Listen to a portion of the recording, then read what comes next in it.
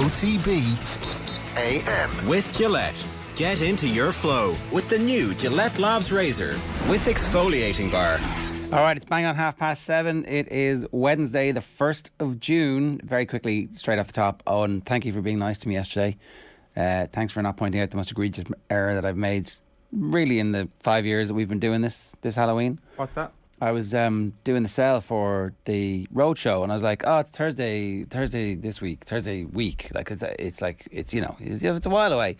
It's not. It's tomorrow. The Roadshow is tomorrow. I lost a week. Of my life somehow. Left an important part of my brain somewhere in a field in Paris. And there you go. So thank you for being nice and not pointing that out. In Paris? I have some fine wines and fine foods. Nice. That's what happens when you get to your 40s. You get the same buzz. Since the Dadcast has concluded, yourself and Adrian should start a fine wine and cheese podcast. Not sure it sits that well with our training for the triathlon, but maybe it sits perfectly well. You do one to enable the other. What's going to be your indulgent cheat meal after you complete triathlon? That's a good question.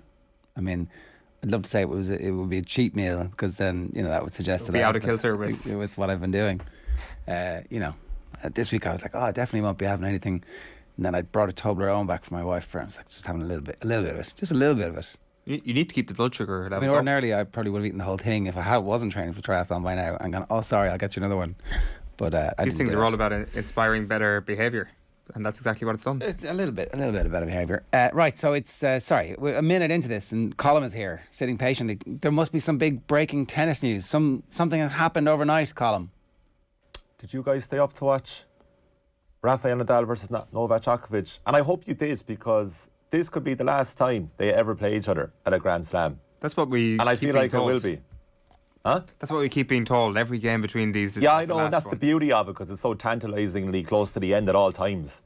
As Jim Morrison once sang about, the future is uncertain and the end is always near, except for these two who go on forever. But this time could be the end. It's quite cold between the two of them, actually, as it ended after 4.25 hours at 12:30 midnight Irish time, 1:30 in the morning in France. But what a match. Did not think that last year's epic semi-final would be repeated. And again, it only went to 4 sets, didn't go to a fifth, but it's one of the all-time classic matches. And there's so many highlights from this match. Like, the first game took 10 minutes. And by then I was calculating this is going to finish at 1 a.m. And the sixth game of the second set was 18 minutes in duration, which is the longest ever game for a Grand Slam match at that level. Right. Yeah. You're speechless. What happened? Nadal played Djokovic at the French Open and he won. Like, you were sitting here yesterday. Were you sure that this was going to happen? That it was going to be an all-time classic? Like, obviously you have two Titans going head to head, but the fact that it goes into the annals straight away as one of the greatest ever, according to you anyway, that's interesting, because I wasn't sure if that was actually going to be the case. No, it's a good question. I suppose I didn't really know. I did think I've been saying throughout the whole build-up and as recently as during the match last night that I did think Djokovic was going to win, and I just couldn't see him losing, more to the point, not so much to do with Nadal. And then Nadal just wiped the floor with Djokovic in the first set. Djokovic wasn't even playing that badly, to be honest, but the one thing that was playing there was his first serve. You only get 47% of first serves in, but Nadal was just playing like out of this world tennis, especially his forehand. Like, Nadal forehand at the French Open is like a thing of beauty, pretty much untouched. And it looked like at that stage, with Nadal winning 6-2, and he went 3-love up in the second set, double break straight away. He won 9 of the first 11 games. It looked like it was going to be a repeat of the 2020 final whitewash. And then out of nowhere, Djokovic just came back and broke at a very crucial time to go 1-3 in the second set. And then that came up in 18 minutes in duration, where they just exchanged deuces and advantages. I was actually talking to Joe Malloy, he was watching it last night, and he was catching up on it, and he was asking, are these epic rallies that go on forever? It actually wasn't. The rallies were quite short and sharp. The things where the games were just really long, and they were exchanging point for point. It was very rare that a player won 2 points in a row at one stage. And it was just such a brilliant sporting spectacle to see for a brief moment in probably the midway through the second set and into the third set. Both players were playing excellently well at the same time. And I thought that when Djokovic took the second, coming back from 3-love down to actually win that 6-4 in the second, I was saying to everyone who was up watching it, like, I just can't see Djokovic losing from here. But then Nadal's response, to break straight away to love in the first game of the third set, that's remarkable. And then to win that set quite handily. But then in the fourth set, Djokovic immediately breaks to go 2-love up. And you're like, we're here for the night. Like, Djokovic was 5-2 up in the fourth set. And I had accepted my fate at that stage that it was going to go all the way. And that, like, I would just have to go and actually come straight to work, like, from watching the match, because it's going to go on forever.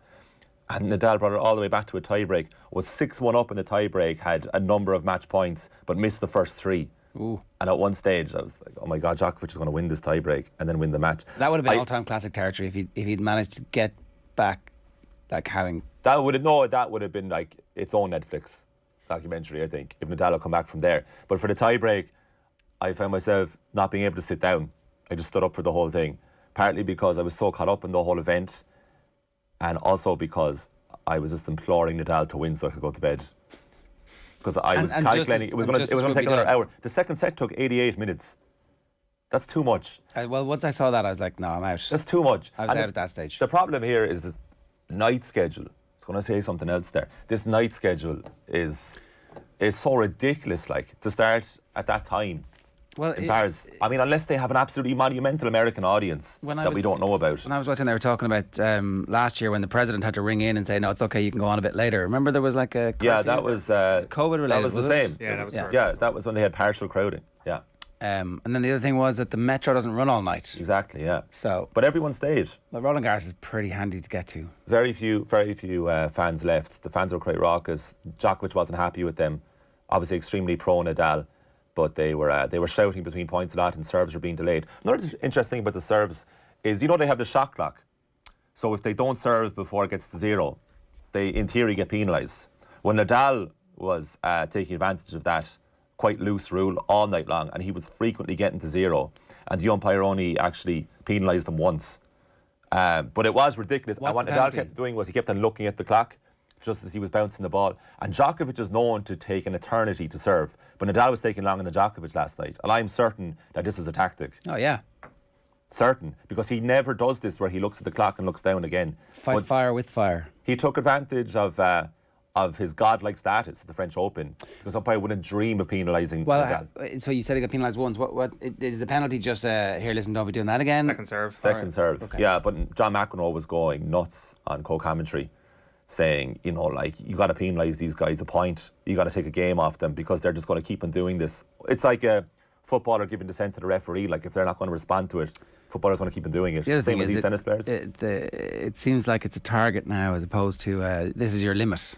It's like it depends what the makeup is. So Nadal obviously sees Djokovic. I know he is by a full year, the fresher man anyway. But on clay, would he have necessarily always been that way? Would Nadal not have always thought himself, listen, I've got the body here to sustain this regardless, and he would have gone quicker rather than slower?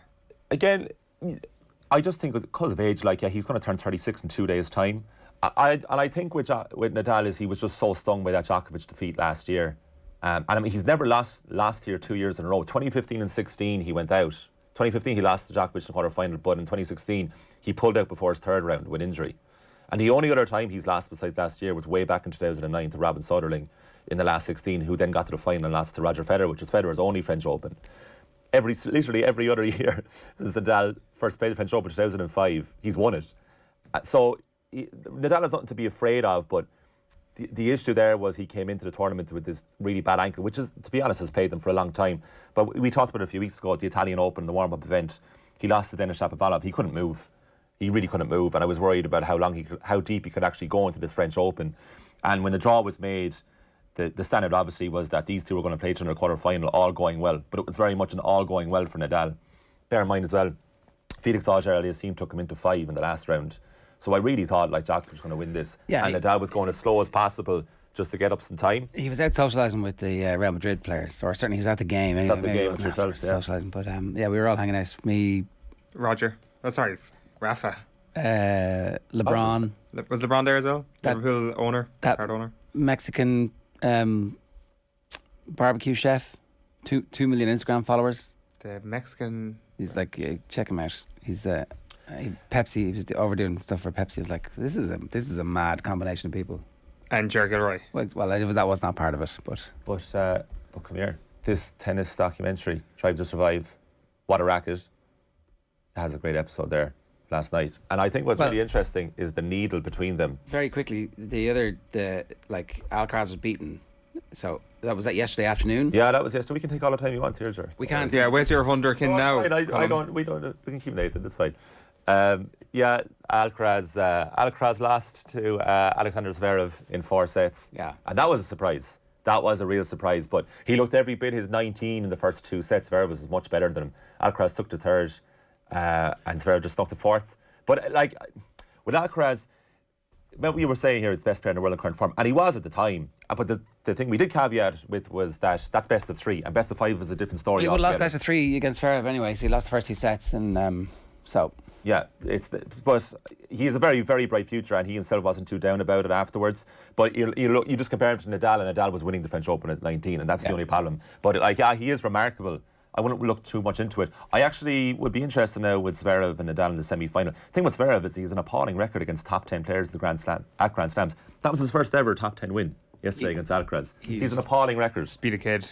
Appalling record. So you would think Nadal there, but just because of the fatigue. But one thing I do want to emphasise is the needle between the pair of them last night, between Djokovic and Nadal, because there's been not quite a bromance, but a massive amount of mutual respect between Nadal, Djokovic and Federer. But I think Nadal views him slightly differently because of the vaccination issue with the Australian Open. And the handshake at the end was very curt. And that's unlike the two of them. And Djokovic walked off court. Now, I think Djokovic is a bit furious with how he performed. And afterwards was very praiseworthy of Nadal. But I just thought that was an interesting... And Nadal did legitimately say this is probably his last time. I think it is. And I think that's why we should linger here, Ger, because we might not talk about this ever again. And I think you're taking this for granted. You're just moving on to the next segment. I'm not. They should make a documentary so that we can talk about it again or something. Exactly. That's the thing. We'll get to talk about it again. When you do your 6-part review of the 4-part series. But you're just treating this like any old segment, like you're just moving on. Like this could be it. You're not. This is Gerard's don't look up moment, where it's like this actually could be it, and Gerard's like no, they're going to keep going forever. I think you think that, or maybe don't care, but I think that we need to bookmark this. This is the end of the greatest era that we'll ever see. It's not though, because he's playing in 2 days against Zverev. No, the rivalry. Nadal and Djokovic may never play each other at the Grand Slam again. There is the US Open, where I suspect they will see them to meet relatively early, just in case, right? Yeah, and I mean it's like we're only halfway through the Grand Slam season, but I mean Nadal has said that his injuries. There's no guarantee. Yeah, I worry for Nadal. I really do. He's hinting that he might the pain he has to get through. Okay. He said recently that pain takes away happiness in life. You can move on there. Okay. Yeah. But winning also gives back happiness. I mean, the other things can also take away pain. What's it worth, really? Other things when can you go also home take to away bed pain. and no one else is around, and it's just you and the pain for company. He should read it. That is sore. He should literally take a leaf out of Andre Agassi's book and just sleep on the floor. And that's all your problem solved. That's what I took away from that. Nathan I'd say Agassi's pretty happy. It's 7:44 this morning here on OTB AM. Here's what's coming up between now and 10 o'clock. Nathan Murphy standing by. Tommy Walsh at 8:10. The provincial hurling finals are upon us. We expect good games in both of them. Sizable crowds. Sports pages at 8:35 with Colin Mullaney. Sports news from there. Shane Roche is going to join us at 8:50 to talk about Wexford season and their take on the Leinster Football Championship. Derek McNamara is going to give us access to some high-end analysis of what happened in the rugby at the weekend to explain it. And then Chrissy McCaig has been in conversation with our own Sheehan. Kelly Harrington will play her interview from last night as well. Nathan, 7:44, good morning to you. How are you?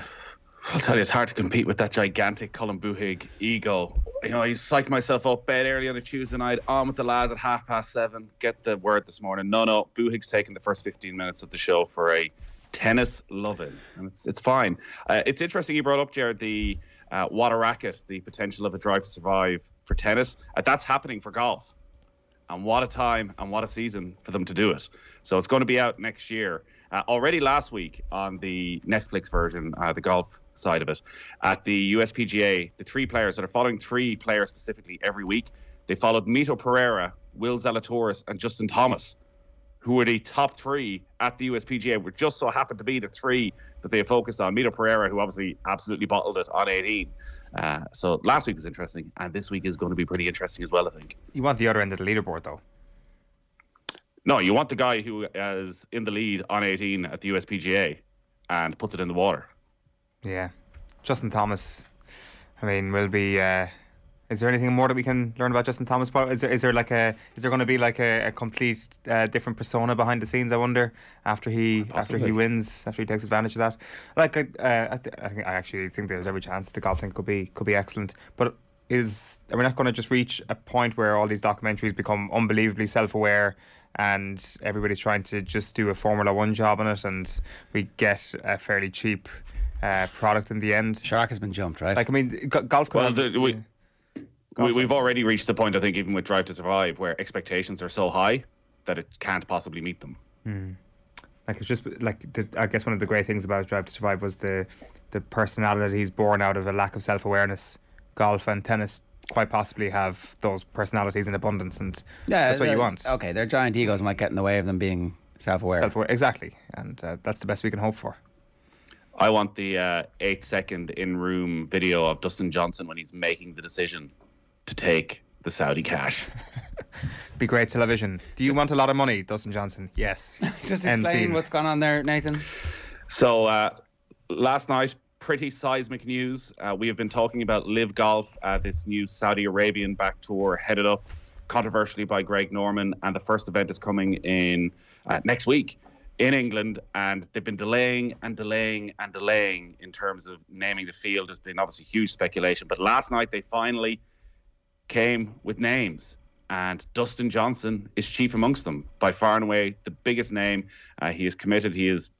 Seems more or less said goodbye to the PGA Tour. There have been a lot of rumours last weekend. So DJ was one of the first names that would have been speculated about. He never seems to have any great affinity with anybody or anything, and is very much his own man, does his own thing, doesn't overthink it.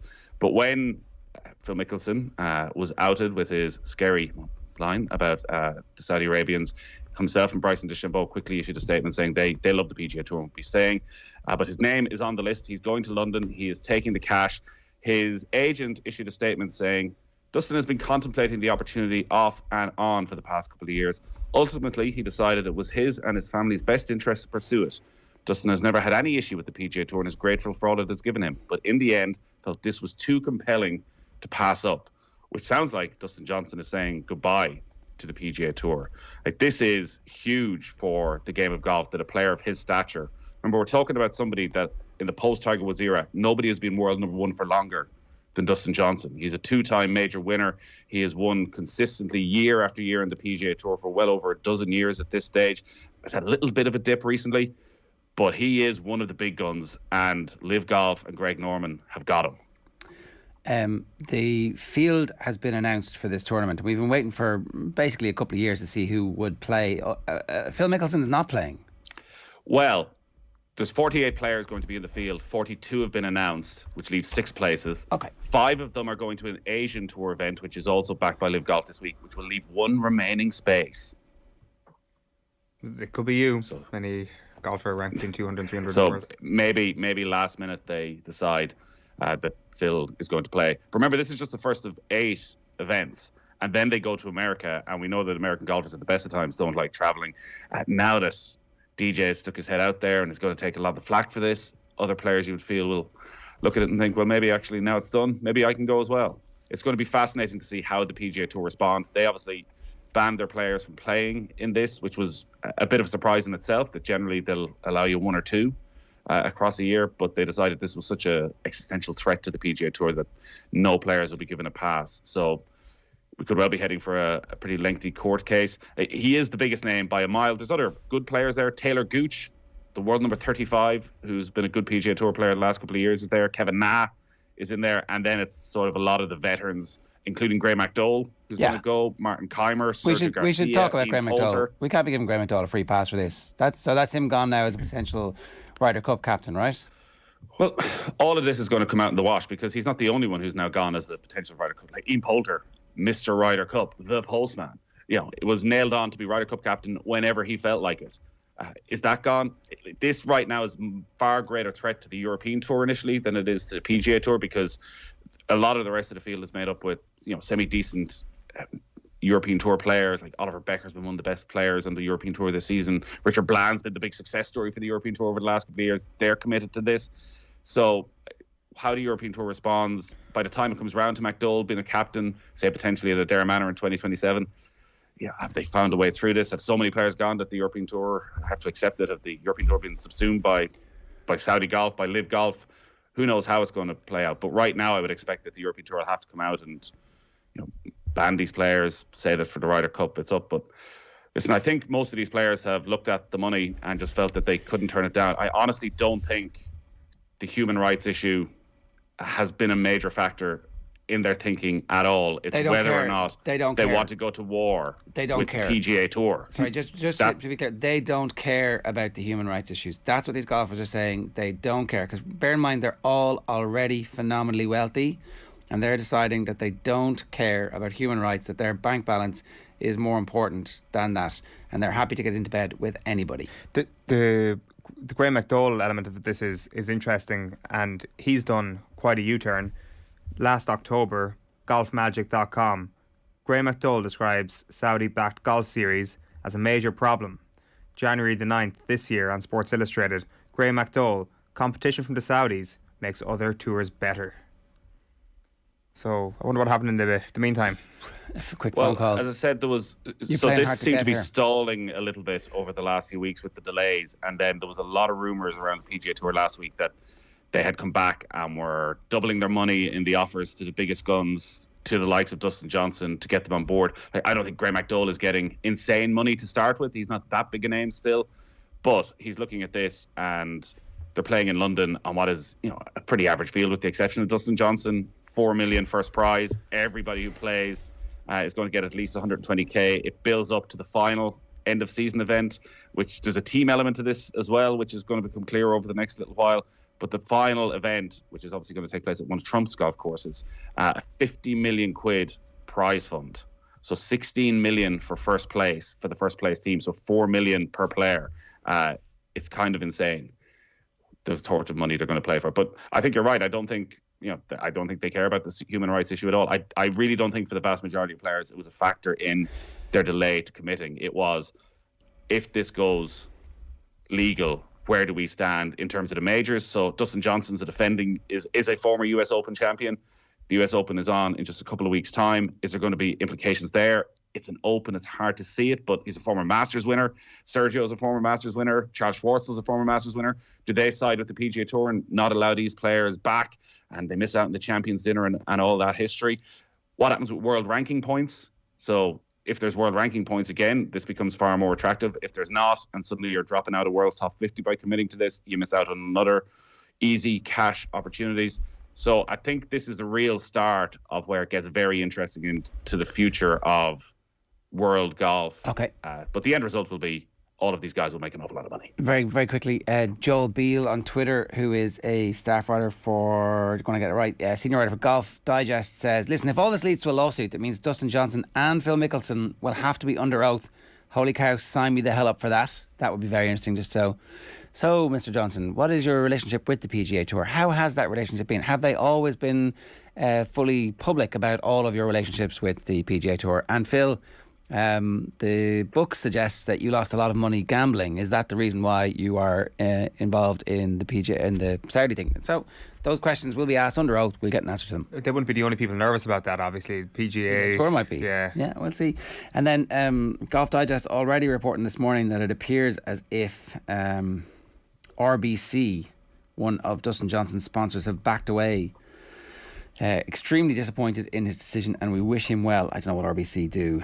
They're on the Royal Bank of Canada. Right. So they are one of the big sponsors of the PGA Tour. They are the Canadian Open's on next week. Yeah. And they've been advertising that Dustin Johnson was going to play. He ain't anymore. For the last few months. They also sponsored the tournament at Hilton Head. So they're one of the big backers of the PGA Tour and of individual players. Is that because of the Gretzky connection? Is that the Canadian element to Dustin Johnson there? I hadn't thought of that. He's married to Gretzky's daughter. That's what you're talking about. Paulina, yes. Yeah. Right. So the DJ coming to Adair Manor in just a couple of weeks' time. Oh, great. We'll get to ask him all the hard questions, or else we'll all be banned from asking any questions. We'll see how that goes. 7:55 this morning. Just very quickly, I just want to read you the comments that our producer is putting through here. Our producer is Colin Bowie. Shane C says, columns of tennis is admirable. He's ahead of the curve. When the Netflix doc comes out, we'll all be on it. Brian Dillon says, resident tennis brat Colin Buig staying up that late. Fair play. I wish I was allowed to stay up that late. And Chris Kyle says, now his wonder boy Alvarez has lost. Will Colin change his hairstyle? Before you lunged into the golf story there, I was going to point out that Colin has his own theme tune as well. He's got his own walk-on music that he's developing for the show. Did you know this? Well, we're trying to work on a format where we're getting like WWE style behind the scenes Steadicam footage of people as they walk on. We're hoping to like fine tune it so that we can do virtual insanity properly, so that we get, you know, tracking camera John Duggan walking from his desk to the studio. But of course, the end product of it all will be Colin Buig walking in for his tennis slots. Yeah. I mean, all the rest of the stuff is just like so that we can do the tennis stuff. Yeah. And anything else that like it's like, oh, you all need theme tunes but we don't have any. It's like, oh, I've got one. What will Colum's theme tune be? It's one of his mates singing. Nice. Gary Carroll. Yeah. Oh, were you getting the endless WhatsApp messages as well? See, look, here's the thing, Nathan. You can pretend that you're somehow not involved in this, but you created the template for the self-aggrandizing. That's like he's just following your lead. Wow. There you go. What do you want to talk to us about? The pain of the end of the season that Liverpool fans are feeling at the moment. Have you recovered?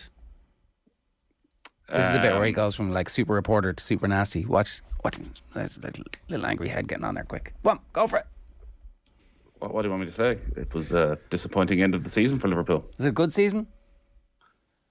I think it was a very good season, but didn't obviously reach greatness because of what happened in the last couple of matches, the last few games, and not being able to win the league, not being able to win the Champions League. But they played, 64 games, lost 4 matches, going up against a side in Manchester City that are verging on being impossible to topple, that are setting unprecedented highs in terms of points. But I think along the way, you know, they play a brilliant style of football. They're always good to watch, and just came up short in a couple of massive matches, which I'm sure is going to sting for Klopp and for the players. But I think it was a very good season. They won a lot of big matches. You know, they scored 9 goals against Manchester United over the 2 games, which I can't imagine has happened ever before. And it's going to be really interesting to see what happens now over the summer. When you were watching the Champions League final, what was your unfolding sense? Why were they just a little bit off from where they have been? Because bear in mind, they've played really well against good teams certainly in very big games, and they've scored goals, but for whatever reason in the cup finals this year they didn't score. And I don't know if you can actually put a pattern from the 3 games, because they're 3 different teams really, but certainly in the Madrid game their best players didn't fizz the way they have in the biggest games this season. No, but they were obviously a better team than Madrid in terms of creating opportunities. But like the Salah one, where he has this outstanding control, the finish is almost a replica of what ended up in the goal of the season against Manchester City, with his right foot trying to go across the keeper. Like, is it that fizz? Is it that bit of fatigue that means against Ederson he manages to put it right in the top corner, just slightly away from his shoulder, whereas with Courtois it sort of just clips him? Like, is that a bit of fatigue that he doesn't hit it as hard, or is that just a bit of luck? It's very hard to tell. And if that goes in, we're talking about one of the great Champions League final goals, and we're talking probably about a very different conversation in terms of Liverpool's season. But I think it did feel as though they ran out of steam in a lot of games towards the end of the season. Like the Tottenham game, which ultimately was the one, if one thing doesn't necessarily lead to another, and maybe City don't drop points, if Liverpool don't drop points and all of that. But the end of the Champions League final was similar to the end of that Tottenham game at Anfield, where a lot of crosses into the box, nobody really in there, not winning any headers, not trying something different. And yeah, it did feel as though they might have been at 95%, but with the speed they generally play at, that's not good enough. And I think the fullbacks are so important, and if it slows down at all, like the brilliance of the fullbacks is how quickly they can get the ball into the area a lot of the time. That if that's coming in a lot slower, like good defenses get back quicker, they're very well set up, the balls started to look aimless. And I think that was something that really stood out, particularly in the cup finals towards the end of the games. But you wouldn't look at any of the cup finals and say they didn't play well. Particularly, Carabao Cup final wasn't a great game, but the FA Cup final, they were, again, created an enormous amount of chances. Even the last night, they hit the post. Again, Courtois ends up being man of the match.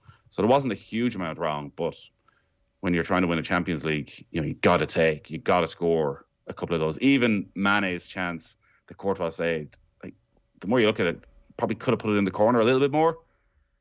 And maybe Salah with that one could have put in the corner a little bit more. Yeah, like, I mean, the Salah thing is... I don't know if Courtois was really man of the match, to be honest. Like, the Salah one was kind of right at him. And people are going to... Yeah, I understand the whole of Europe has coronated him. It was an excellent performance, and he didn't concede a goal. And so, yeah, okay, I get it. But I do wonder if, like... It didn't feel like, you know, it took a remarkable act of skill to create that chance, as opposed to it being the pattern of play, creating several chances for Liverpool. It didn't feel like, while they were dominant, they were comfortable. They never looked like winning the game. That was the problem. Yeah, but if they get the first goal, they probably suddenly do. Like, if they score in the first 40 minutes when they are well on top. But again, it's all ifs. And yeah, I certainly felt that Madrid always, and how could they not, had the ability to get them on the counter-attack and to create opportunities themselves. But Madrid didn't create an awful lot of chances, and Trent has one moment where he switches off and it ends up costing them the game. So I think you can pick holes in the performance, but there wasn't a huge amount wrong with it. I do think, and obviously Mane going, and if they don't get a big fee from him, it's probably not ideal. But I do think while Diaz has been exceptional since he's come in, that having to move Mane into the middle takes a lot away from Mane. He's not anywhere near, say, Firmino at his best in that sort of holding role as a number 9, dropping a bit deeper. Everything with Mane can be a little bit clumsy, and that's what makes him brilliant in a way, that, you know, a bit of trickery, the ball's bobbling here and there, and he reacts quickest. Whereas actually, I think in that more central role, you want a bit more control in it. So I think if Mane goes, and presumably he does go, that the player they'd be looking to bring in is probably more likely to be a central striker. Yeah. Because Diaz is already there. Like, Diaz is Mane's replacement. Yeah, okay. Let's talk about the Republic of Ireland. It's an unbelievably busy and important 10 days for them. The team hopefully are on flights this morning to Yerevan. I don't know, is there some way of getting them away from the chaos? Is there like we'll stick on a special treatment? You would hope that maybe they can avoid the 7-hour queues. I don't know. Maybe they can. Maybe they can't. Maybe we're asking for too much. But I thought you were talking about the unrest in Yerevan as opposed to Dublin Airport there for a sec. Such is the madness of our world. So, what constitutes success from these next 10 days from the Republic of Ireland's perspective? Bear in mind that Stephen Kenny ratcheted up the pressure on himself and the team by saying we want to go on top the group. Yeah, and I think topping the group is a realistic goal. It's not an easy group, but the way the fixtures could work out quite well for Ireland. Like, it's 4 games in 10 days. Stephen Kenny was saying yesterday that, you know, it's not ideal, but actually you don't mind when everybody has the same calendar. So you're not going in where one team has had 4 days and you've only had 3 days.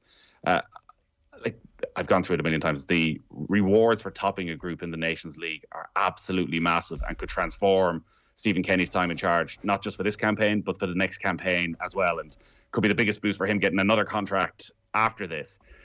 So Ukraine are playing Scotland tonight.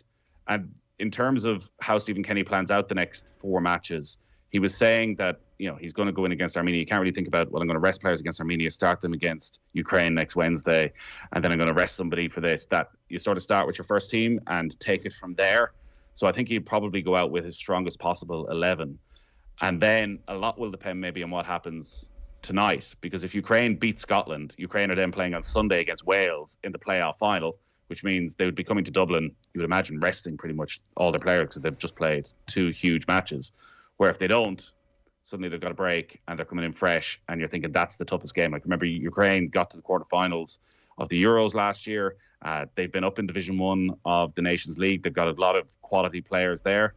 So I think it's a tough group, but if they can get off to a good start, win in Armenia, you would expect to beat Armenia at home. Like, Armenia, it could be a good time to get them while they obviously were promoted from Division 3.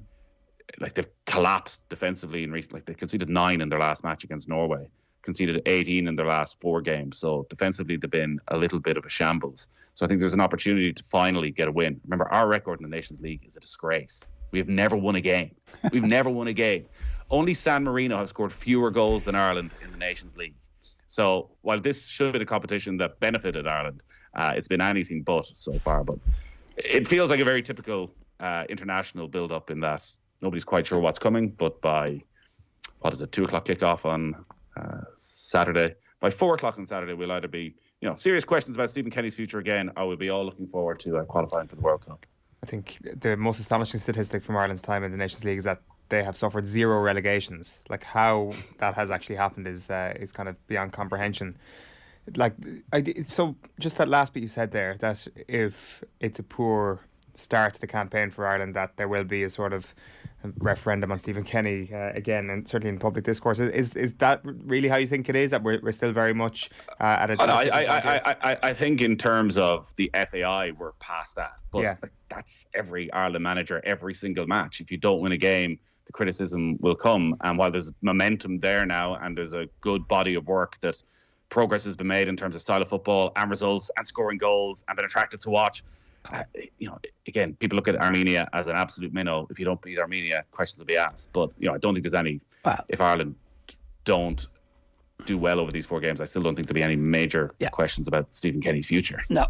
There's a campaign to come, irrespective of what happens here. And I know the point you're making about if we were to do well in this, it kind of just guarantees everything will follow from that point, and you get better games and you get better quality of opposition. You get to test yourself, and like, it's a virtuous circle. That's what's on offer.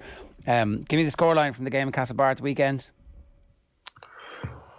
That's Mayo in a qualifier. You're looking at either extra time or a last minute point, maybe a 116 to 115 victory for Mayo. This is the biggest game in Mayo's season. If the game was in Clonus, I'd feel far more confident. Why? You spent all that money on doing up the gaff, and now you don't want anybody to come there. Yeah, it's yet to be proven though that that everybody likes the gaff. So Mayo's record at Castlebar has never been great. Yes, they've obviously changed the pitch and done it up, and maybe it suits their style a little bit more. But there's a bit of magic in Mayo on the road that always seems to bring the best out of them. But is that because all your best people leave? Is that what you're saying? Well, some leave, Ger. A lot of great people have remained. Stop trying to get me in a lot of trouble here. What's the undertone there? Owen Sheehan's power ranking suggests the Mayo win. That's the main thing. Have you heard anything? Any nuggets of information coming out of the Mayo camp? Nothing comes out of the Mayo camp these days. Really? Okay. Certainly nothing true anyway. Well, that's for sure. Horan obviously sat down last week with I think a lot of the local media and outlined that there's doubts about several players, but if Oisin Mullen is fit, if Killian O'Connor has a couple more weeks of training under his belt, I think Mayo should have just enough. Just enough. All right. Very lacking in confidence, but hopefully there'll be some more confidence on show in Castlebar tomorrow night. Nathan, good stuff. Thanks a million. The Royal Theatre, Castlebar, tomorrow night in celebration of Mayo football, a look at the championship race and much more. It's the Football Pod Live with Paddy Andrews, James O'Donoghue and special guests. Check out otbsports.com/events, or you can get to Ticketmaster. You'll be able to get tickets on the door, I think, as well. Stay tuned to OTB for details of more shows to come. After the break, we're going to be joined by Kilkenny hurling legend Tommy Walsh, preview the weekend's provincial finals. During the ads, though, you're going to hear a clip from the latest episode of the Football Pod, where Paddy, James and Tommy talk about what's gone wrong for Donegal. The Football Pod is in partnership with AIB, proud sponsors of the GAA Senior Football Championship. Check out the hashtag #TheToughest for more. Back after these. OTB AM. This is OTB Sports Radio. Marginal gains, XG, top speed, recovery. What's it all about? Want to improve but don't know where to start? With more data than ever now available, OTB Sports have teamed up with Whoop to cut through the noise and help you raise your game, no matter the sport. OTB Sports are delivering the metrics that matter. Meaningful metrics in partnership with Whoop, the personalised digital fitness and health coach that helps you unlock your inner potential. See whoop.com for more. Follow OTB Sports social channels for the best insights and stats this season. How does it keep happening to them? Because the players you listed there, they have the attributes. If you were playing Football Manager here, you'd be signing these lads for their pace and their flair and whatever else. They have the attributes you want to play that type of game. Why aren't they playing it? It was surprising yesterday. You'd think they turned the corner, particularly their performance against Armagh, Ballybuffet. You're thinking, this is Donegal are getting back to the level that we feel they should be at, and that's why it's just such a flat result for them yesterday. But you look at their biggest players, like Jamie Brennan was quiet. Paddy McBrearty obviously well shackled by Chrissy McKaig. Ryan McHugh didn't really influence the game. We were talking about guys like Langan or Murphy with long range points. We just didn't really see that at all. How the Donegal team, how many of their big players performed yesterday? And that's just an issue with Donegal. We've said it over the years. If all their big players play well, they're a contender for the All-Ireland. But it just doesn't seem, there's no consistency there. It just doesn't seem to happen for them. And they can have no complaints with yesterday. None whatsoever. No. James, can you get your head around why they keep falling short? I don't think it's a mentality thing, to be honest. You don't think they're freezing? I don't. I think that they have the personalities on the pitch. They have the leaders and they have the ability. So is it the management team? It seems to be a little bit of they're going for putting words in my mouth. That's a loud. Is it the manager? No. But like, if it's not the mentality, if it's not the players, I do think it's coaching. I do think it's coaching because I think they're playing the game too slow. Yeah. They're the only team I see at the top level who hand pass the ball, and it might bounce twice before the other fella bends down to pick it up. Like, they just don't seem to want to do things fast, and it's predictable. So when they are coming out the pitch, he's going to pass it out wide. He's going to trot back into the middle. He's going to give it in there. Whereas when Donegal were Donegal, there was diagonal balls. The ball was breaking around the square. There was shots coming like Murphy, and did kick 2 lovely points from long range of fairness. But there was more of that, but I think it's just too samey. Too passive. Samey. Yeah. It almost it could be a case of over-coaching. Do you know, like, you have to do this, you have to do that, rather than be a bit brave and have a bit more imagination. Things that put people off on a first date. Showing up late and getting your name wrong. Always a great start. Looking at their phone more than you? Hello? Someone who only talks about themselves. Oh, really? God, aren't you great? Look, no one said dating is perfect, but at GoDating.ie, we promise we'll always try and find your perfect match. And if you sign up today, you'll get 1 week on GoDating.ie absolutely free. Yes, even you, socks and sandals guy. Go on, go for it with GoDating.ie. OTB AM. With Gillette. Get into your flow with the new Gillette Labs Razor with exfoliating bar. Right, you're very welcome back. It is 13 minutes past 8 this morning. I'm delighted to say Tommy Walsh is with us to help preview the weekend's hurling. Tommy, is anybody talking about anything other than the handshake at the weekend? That is the first time I heard of it. Listen, I think there's so much spoken about that handshake for 2 or 3 weeks after the initial game up in Salt Hill.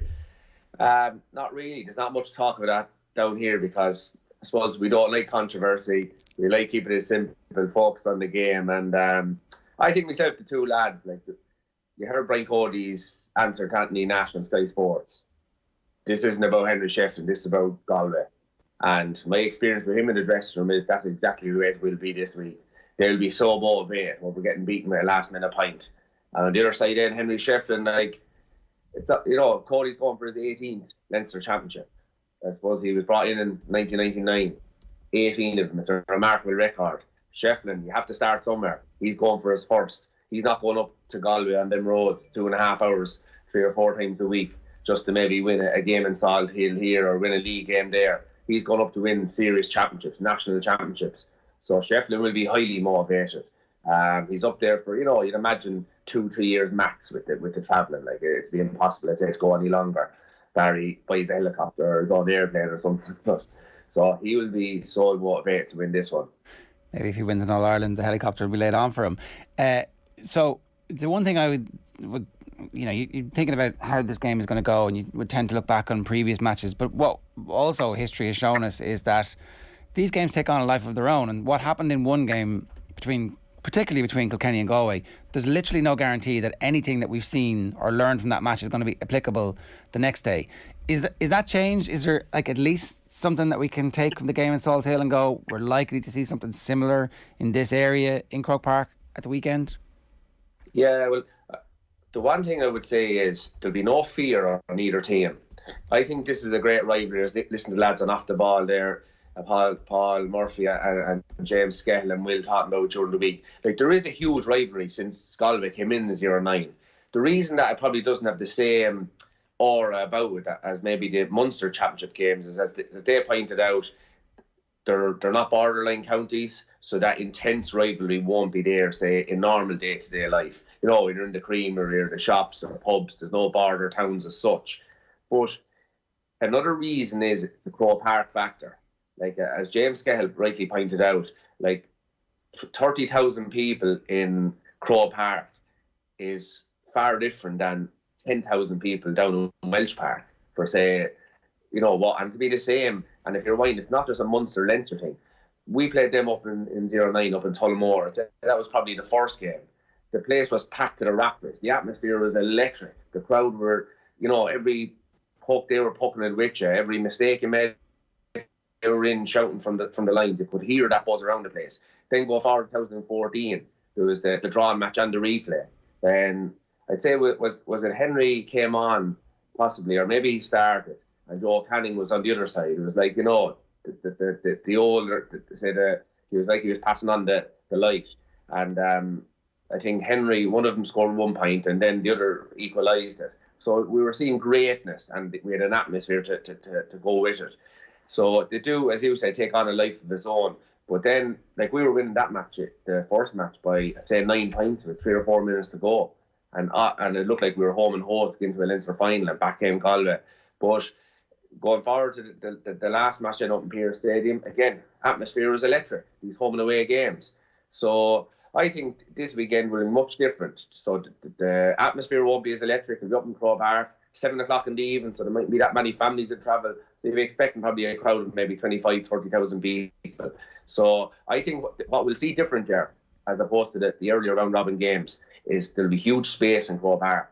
When you play in a kind of an empty-ish stadium, and especially in Croke Park, it's absolutely massive. So I think the real hurlers that love the space and the speed, they will love it up here Saturday night. So you might see, you know, the way they've been tight and tough and physical matches in the smaller pitches, I think this could be a very open game. You said that there isn't that local rivalry between Galway and some of the counties based in Leinster. Is that actually the thing that sort of drives Brian Cody a little bit and sort of creates, not a tension, but a sort of an incentive for Kilkenny to go out and beat Galway at every opportunity? This idea that, you know, they're not a Leinster county and they're coming into our province, and, you know, they're trying to break with the tradition of not being in the Leinster Championship, and that's something I wonder that sort of motivates Cody when it comes to games against Galway. Well, first and foremost, he's a hurling man, and maybe in the initial stages, you know, use that as a tool in your toolbox, Owen. But like what we've seen since 09 is Galway have added everything to the Leinster Championship, because they've just added a competitiveness. Like, you're at nothing if there's one team. We see the Leinster football at the moment, Dublin winning every, you know, game, be 10, 11, 12 points. That was the story for Kilkenny at one stage. But Galway coming into this championship has really, you know, raised the standards again, because Wexford have come up strong, Dublin have come up strong. So I think it's been an addition to it. But what will motivate Brian Cody is with Pier Stadium. There's no doubt about it. You go back to 0-1 when Galway beat Kilkenny in the All-Ireland semi-final. Remember the clash before the game with Richie Murray and a few of the Galway lads were physically, you know, putting it up to the Kilkenny lads, and we felt that day that, you know, we were out physical, you know, they won the physical matches that day against Kilkenny, and it has never been like that since. So that still is in the back of Brian Cody's mind, that 2001 All-Ireland semi-final. I think his teams have been based, and their mindsets and their attitudes have been based on the failures of that match in 2001. And we've rarely, I'd say, if ever seen, you know, that happen again. Usually now, if Kilkenny are beaten, it's because we're maybe a better team. They weren't outmatched physically, or they weren't outmatched mentally. So I think it'll be more back to the 2001 game on, and Salt Hill a couple of weeks ago. That's interesting, because I would have always thought that, you know, Cork was the big motivating factor, and they probably were, to be fair, but that 2001 matchup between those two teams also is a little bit of fuel for the fire that helped your great team. Yeah, well, I think as an overall mindset, that changed Brian Cody massively. He came back, you know, tougher. He made decisions based on the team as opposed to rewarding individual players. So as an overall mindset, I think that 2001 game against Galway had a huge, you know, it was a huge factor in the way Kilkenny teams were prepared going forward, both physically and mentally. And Yeah, I think you're talking about the Cork game. That was all individually. So when you came up to an individual game, obviously there was huge rivalries within different counties. In terms then of this weekend, like what changes or what approach do either team take to try and take advantage, get your best players in the space that you're talking about, and make sure that they don't get crowded out if that is going to happen? And how, like, because it was such a ding dong at the end, you know, like if that game had finished a draw, we would have been saying how flaky Galway were, having been pickpocketed the previous week as well and got in trouble at the very end. It happens 2 weeks in a row, begins to look like a pattern. They get away with it because there's a crazy free at the end, which I still don't know what the right answer to that one is, and it's like, catapulted straight into the Leinster final. So I kind of go back to my original question. I don't know anything about what's going to happen this weekend on the basis of what happened the last weekend, apart from the fact that Kilkenny are going to be highly motivated. Yeah, well, they'll have to, if you go back to the Kilkenny game against Wexford, I think they're going to have to revert back to changing up their game plan. So against Wexford, when they were under pressure, like everybody talks about Wexford, great victory in Nolan Park, but Kilkenny for the last 20 minutes just lumped ball down on top of the full forward. Yes, some days that works for you, other days it doesn't. But the main thing is, in the modern game, there's so much video analysis going on, you have to change it up. So if you keep hitting long balls, well, your opposition know where the ball is going, so they can run into them positions. Whereas if you change it up, we'll say, Jared, a simple one.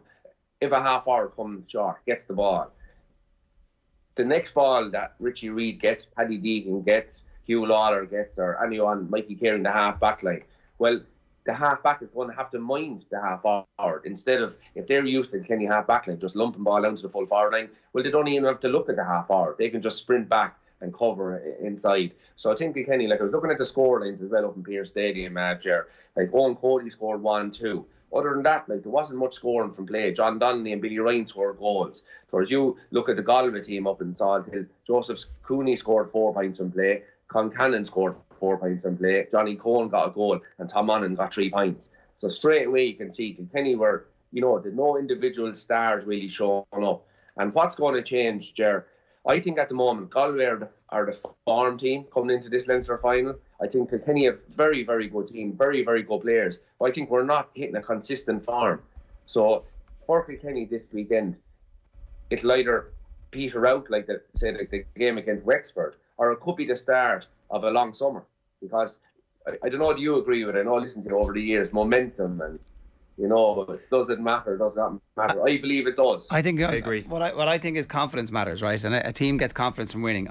When we're talking about momentum, we're talking about in the middle of a match where one thing happens, and then the other team suddenly decides, okay, that's the end of the match. I think that like that's overblown in the middle of a game. But I do think players get confidence from something happening successfully and patterns of play emerging. And I think that if Kilkenny were to be the Leinster champions, not only is it an easier pathway for the rest of the season, but there is that kind of opportunity for them to, you know, training will be much better just in terms of the confidence that lads have. Somebody will have to play really well for them to beat this Galway team. It'll also be a massive turnaround from the Wexford game for them too. So, you know, that's my argument on momentum. I think that like maybe we have different words for the same thing. Yeah. So I think that, well, Kilkenny you're probably right, confidence. There's no player that you'd say, like if you look at the Clare team, you look at Dave Fitzgerald, look at Tony Kelly, look at Shane O'Donnell, Peter Duggan, they look like, to me, from the outside, guys brimming with confidence. Guys that can't wait for the next match to come along, can't wait for the next training session. Could you say that about any Kilkenny players at the moment? There's not really, you know, Mikey Carey on the half back line, you'd say, yeah, Mikey Butler, probably all defenders. So we need the Kilkenny forwards, I suppose, to start lighting fire, to see any sort, you know, to give confidence to the public. So, like Adrian Mullen is a case in point. I thought, listening to Paul Murphy from, you know, over the last month or so, there was harsh words being spoken about Adrian kind of needing to, this is his time now. He's still very young and he's coming back off the cruise ship, and the comeback has been slow. But, you know, all of a sudden it's a Leinster final in Croke Park. If he was to score 5 or 6 points from midfield, you'd be like, well, that's what he's capable of doing. But that would be a transformative moment for Kilkenny as well if he was suddenly to find the form that we think he's capable of. Yeah, but he'd be dependent on the backs giving him the right ball. Like you look at Cottle Mannion and Joseph Cooney, they're shooting the lights out over midfield. Tom Monaghan for Galway. But Adrian has done it in different games. And if you notice, the games that he's been doing it is when they're bringing the ball out through the lines. Now, I'm not saying you have to do it every time, but to go back to the Wexford game, I don't think you could have been at that game playing much ball out through the lines because they were so congested in the middle third. Nolan Park was a small pitch, especially when the Nolan Park is full. So I don't think the opportunity was there probably to give to Adrian Mullen short, towards it will be on Sunday. And Alan Murphy has been playing midfield. So you have two hurlers, two ball players, as opposed to two workhorses out there around midfield. The spaces will be there on Sunday, I think, in Croke Park. Will the Kilkenny backs give it to him? If they do, I think that's what Adrian Mullen, I think his form, he's probably one of the form players. I think when he's given the ball, he is on form this year. He's shown huge maturity. He's shown a guy that's gone from young hurl year into a senior type player. So I think he's dependent on the Kenny backline, giving them the ball out around the middle. Okay.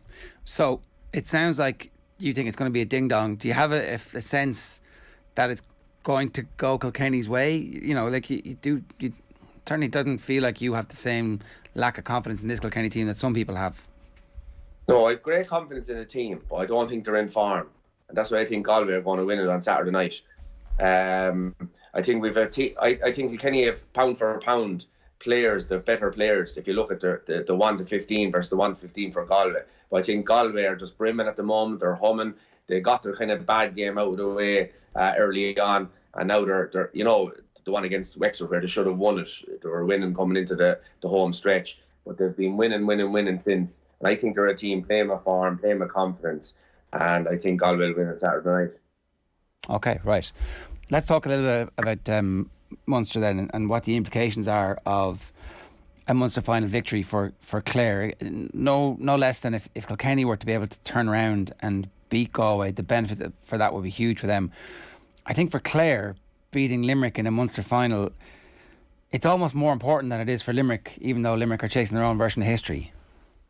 Yeah, and like for Limerick, you have the Mick Mackey Cup. It's the first year of the Mick Mackey Cup. So they renamed the Munster Championship winning trophy to Mick Mackey, the famed, one of the greatest players ever lived from Limerick. So it'll be huge motivation for Limerick to win that Mick Mackey Cup. But on the opposite side of that, won't Clare be highly motivated to deny Limerick the chance of winning for the first time? And I think Clare, even if you go back and listen to the interviews from the great Clare winning team of 95 and 97, especially Shawnee McMahon, who people would have, I suppose, loved watching. He was the first probably centre back that we remember, long range free taker, scoring 5-6 points nearly most games. He was an inspiration. He was quite type of player, but tough as nails. Well, Shawnee McMahon, when he speaks about 1995, says the Munster Championship was nearly more important, or meant more to him at the time, than winning the All-Ireland. So you can tell by, that interview, like they won it for the first time, was it since the 30s, and he cherished winning the Munster Championship more than the All-Ireland. It was probably because, coming from Clare, they were a very weak county before that team went on its run around 93, 94, 95. And so they probably, growing up in the 80s, Shawnee McMahon, them players, probably never dreamed of winning the Munster Championship. Now you fast forward that, they won 95 to 197, but the current team, some of them 2013, and we all thought they were winning 421s, or three, they won 421s, I think they won 3 in a row, but we thought that Clare team of the Shane O'Donnells and, Pod Collins, all that team, we thought they were going to go on and win a couple of All-Irelands. And have they even been to a Munster final yet? Maybe one since. So I think these guys will cherish a Munster Championship massively. I'd say Brian Nolan, coming from here, he is coming from, will be looking at no All-Ireland semi-final. Let's win the Mick Mackey Cup. So I think there'll be huge motivation from Clare, especially the rivals as well. We talk about Kilkenny and Galway, not borderline. Like, these are going to be massive local rivalries. Are Clare well set up enough?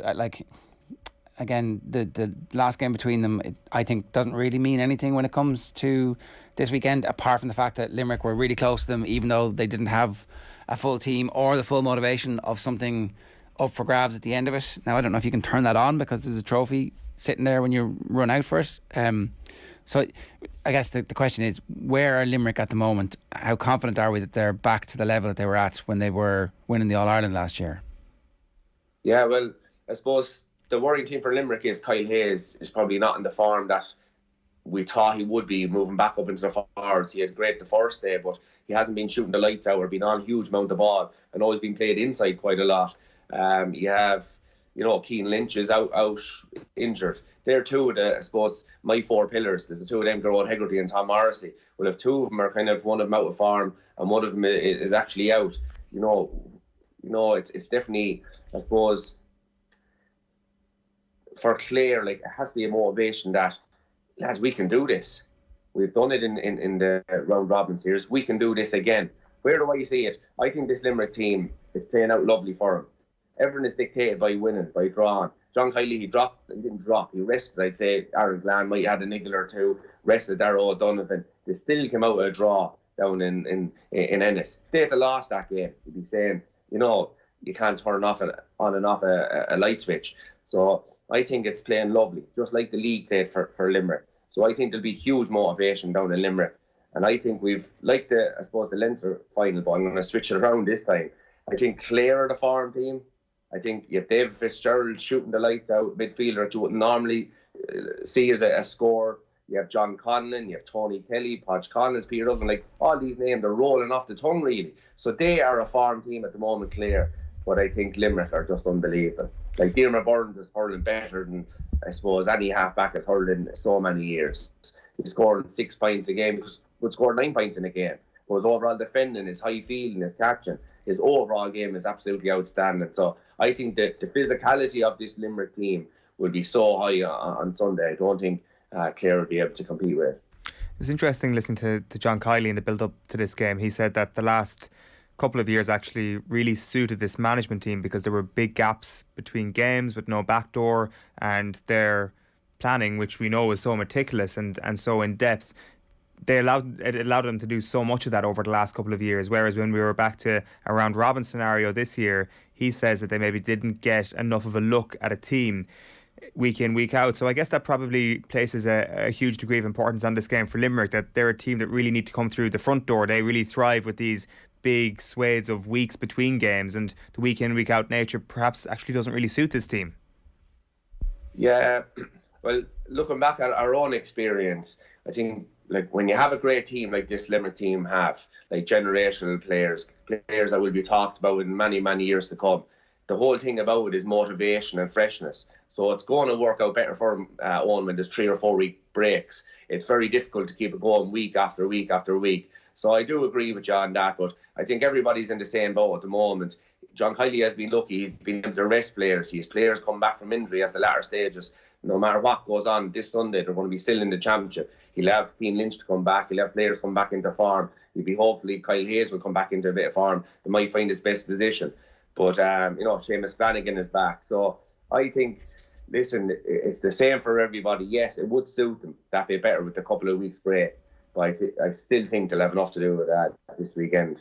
Even if I was looking at a few of the matchups, Tony Kelly, we're all talking about Tony Kelly and the greatness he has been on the field for the last couple of years. I have a feeling whoever he marks on Sunday on the half-hour line, whether it's centre forward on Declan Hannon or on the wing on Diarmaid Burns or maybe Dan over the other side, I think they will have Will O'Donoghue tracking him. And Will O'Donoghue is a giant of a man. He's going around, he's a menace out around the middle.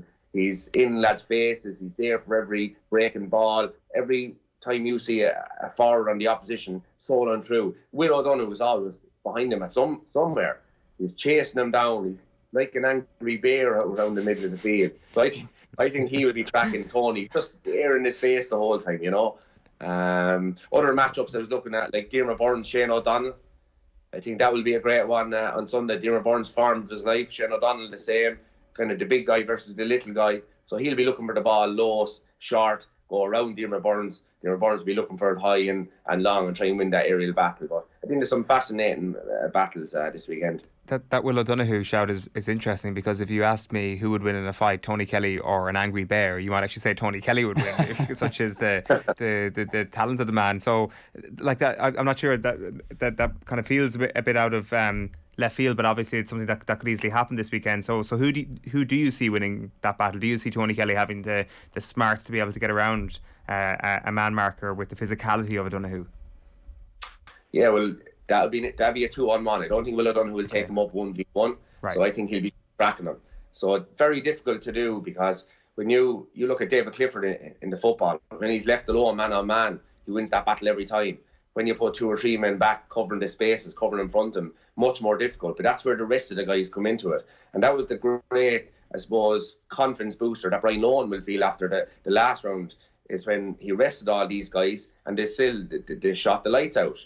So Dave Fitzgerald. So if they do put Will O'Donoghue, that'll leave a free man out around the middle. So you'd be hoping for a clear then Dave Fitzgerald or someone, Cotton Malone or someone will take it on, Peter Duggan out around there, and they will take the heat off Tony.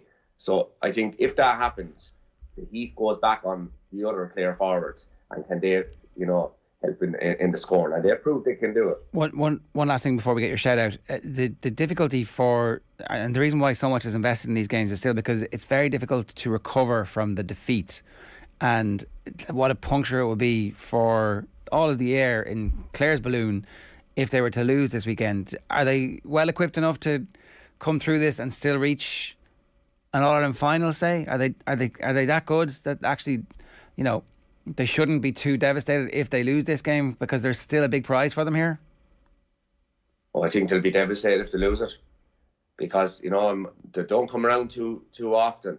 Like we've seen Clare, like they're in the form of their lives at the moment. Like all their players, from the goalie right through to number 15 and the subs coming on. Like when you drop 6 players, Ger, and you still go on and beat Waterford by what they've beaten by in the last round, like that's a team in form, that's a panel in form, that's a management, even the supporters, like everybody is behind this team at the moment. I think now is the time for this Clare team. So if they lose the Munster final, they will be devastated.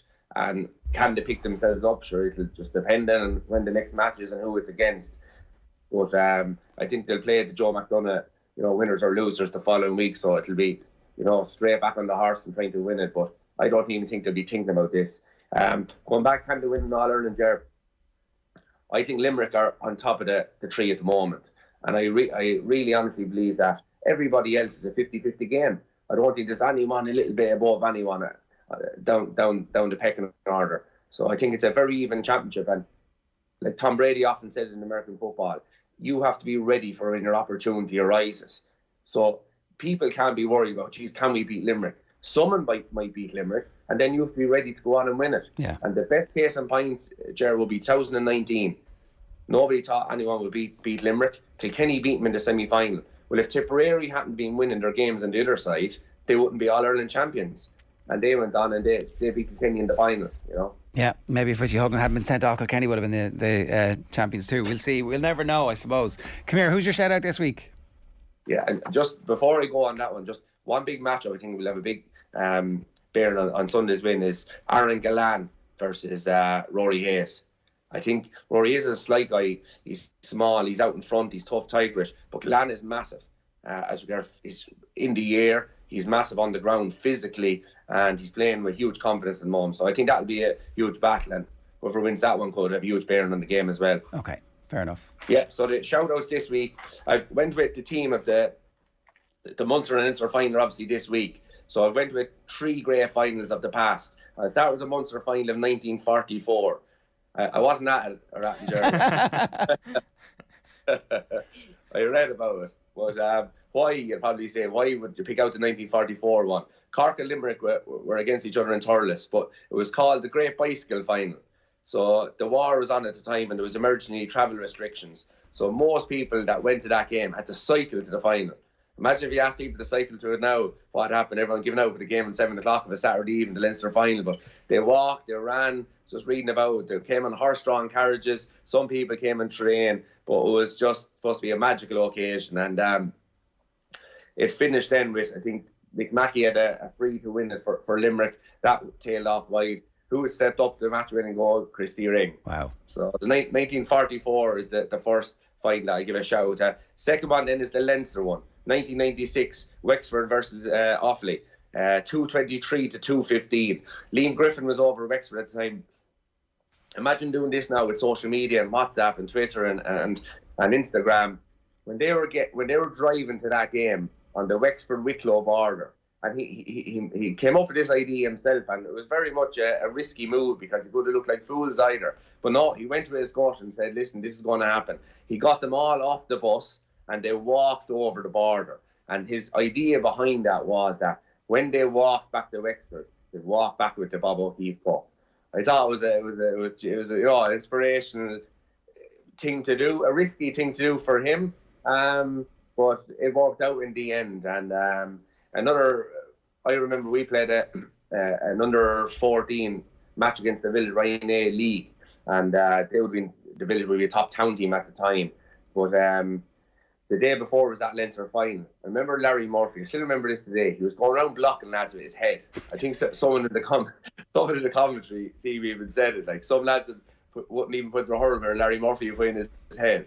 And remember that match the following day, we were all going out blocking lads our heads and our hands. And it was I still remember that, so many years later. So Tom Dempsey scored 1-5 that day. Martin Storey 5 points. Larry Murphy 4 points. Eamon Scallon 4 points. Damien Fitzgerald scored a goal from a penalty. So a magical day for Wexford and a magical day for a lot of guys. The last one I give the shout out to is 2002 Munster final. It was 39 years since Waterford had won a Munster championship. Waterford, people wouldn't remember probably back then, but when I was maybe 9 or 10, Waterford were far from a powerhouse in Munster at the time. They only came with that kind of Ken McGrath, Ryan Green, team. And so Tony, the score, I don't know what the score was, but Tony Brown scored a goal. I remember he ran and ran, and the ball just broke, and he pulled the ball to the back of the net. And it was just an inspiration, and they never thought, I suppose, they beat Tipperary in the Munster final. Ryan Green, we all remember that the photograph, he was down on his knees, looking up into the sky, and just a magical moment. So John Milan, I think, scored 4 points, and that was a great fight. So there are my 3 shouts for this week. Waterford 2-23, Tipperary 3-12 was the score in that one. So they blew them out in the end. Colin Boog wants to know, is that say again? Ken McGrath scored 7 points from play. That's sensational, like, when you think about it. Like, and then did G ruin their year in the semi-final? Is that what happened? 2002, they won that. We bet Clare in the final. Jeez, I can't remember that, would you believe? 2002. My head is gone. 2002, we beat Clare in the final. I think Clare beat Waterford in the semi-final. We beat Tipperary in the All-Ireland semi-final, and it was Clare beat Waterford in the other semi-final.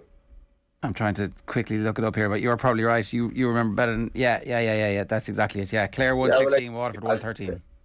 Yeah, because a great friend of mine and a guy that brought us our county final intermediate and Club All-Ireland after years of heartbreak and lost, Jimmy Coogan.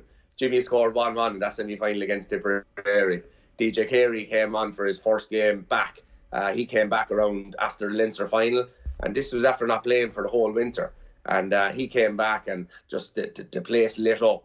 And our kind of whole mindset, we only won that Leinster final, let's say, be 1 or 2 points against Wexford. But we just got going after that. DJ was sensational. Solo threw a ball from midfield. Hand passed it, like he would only see. Hand passed it as Jimmy Coogan, and Jimmy buried it. And beat Tipperary that day. And Tipperary were All-Ireland champions there at the time, 2001. But no, it was Clare beat Waterford in the other semi-final. Very good. Great stuff. Tommy, thanks a million. Cheers. Enjoy the weekend. Okay. Tommy Walsh giving us his thoughts ahead of the weekend, and 2 decent games, it's fair to say. We should be looking forward to those. That's your Saturday night and Sunday afternoons looked after. Yeah, it's good weekend of GAA, to say the least, in both codes. We'll talk about the football over the rest of the week as well. And if you want your football fix, you'll get it tomorrow night in the Royal Theatre in Castlebar. In celebration of Mayo football, it'll be a look at the championship race and obviously this weekend's games and much more as well. It's the Football Pod Live in Castlebar tomorrow. Tickets on sale at otbsports.com/events. You can join Paddy Andrews, James O'Donoghue and Tommy Rooney. We'll go through the papers now. There are so many idiots out there, so many spoofers. There's a lot of horse. I think he's a total spoofer. What do you mean a spoofer? He's just bullshit. No, Emma, come on, don't be. No, I'm not having that. No. The front page of the Irish Times is Roche's column today. Don't worry about the Ulster final. That football won't win Sam. Is there nothing that? Is there no way that that's just what they did for that game and they might do something different in Croker? Possibly, yeah. They might need to. There's a good chance, the way you were doing the draw yesterday in your head, good chance that all they really have to beat now is Galway. Yeah, like I mean, Cara O'Kane was making the point on Twitter the other day that the GAA are upholding this rule that they're not going to allow repeat pairings to occur in the quarterfinals, which means that Derry have beaten all the good teams that are going to be in that draw, basically, with the exception maybe of Mayo. Yeah, they really they don't want Mayo to win, right? No, well, if Monaghan win, then that means that's another team that Derry can't get. So if Monaghan win, if Tyrone win, and then they subsequently win their round 2 qualifiers, they would probably be the 2 best teams in that backdoor draw, you'd have to say, with maybe Donegal in there as well, who Derry have also beaten. So that would be 3 of the best teams if they make it to the quarterfinals that Derry actually can't get. I know that there's a lot of gymnastics there, and a lot of that involves a draw that's yet to be made, but because of the fact that Derry have beaten strong teams so far, their draw is weighted in their favour. As it should be. Yeah. Like, that's fair enough, considering, you know, Chrissy McKaig's in the papers today talking about this is it's great that we won this thing, but it's really unfair. Yeah. We're stacked against a bunch of Division 1 and 2 teams, and nobody else is. Literally nobody else is. And I think probably as well the lack of justice around it all just enhances what Derry did at the weekend. That they didn't just stumble to a provincial title. Instead, they had to it run was the boring. gauntlet. Don't make me watch this. It's too boring. As they win like their first title since '98. This is broken. Derry Star hits out at flawed championship. That's Mark Gallagher's headline on that piece that Chrissy McKaig has been talking about. Ex-Ireland boss Kerr caught up in Paris chaos. I met him in the airport actually. He was it was all a bit of a shambles. We must beat this evil, Zinchenko's tearful plea over war. It's kind of important, I think, that we do remember that this Ukraine team are representing their country at a time when their country is being invaded and their countrymen are being and women and children are being murdered by Russia. Brendan, I hope Cody and Shefflin shake on it. What do you hope happens with this handshake? Do you want this beef to grow? Yeah. Or do you want it squashed? I want it to grow. For the good of the game, and just squash the beef. Big beef is better than small beef. No, that's not the GAA way.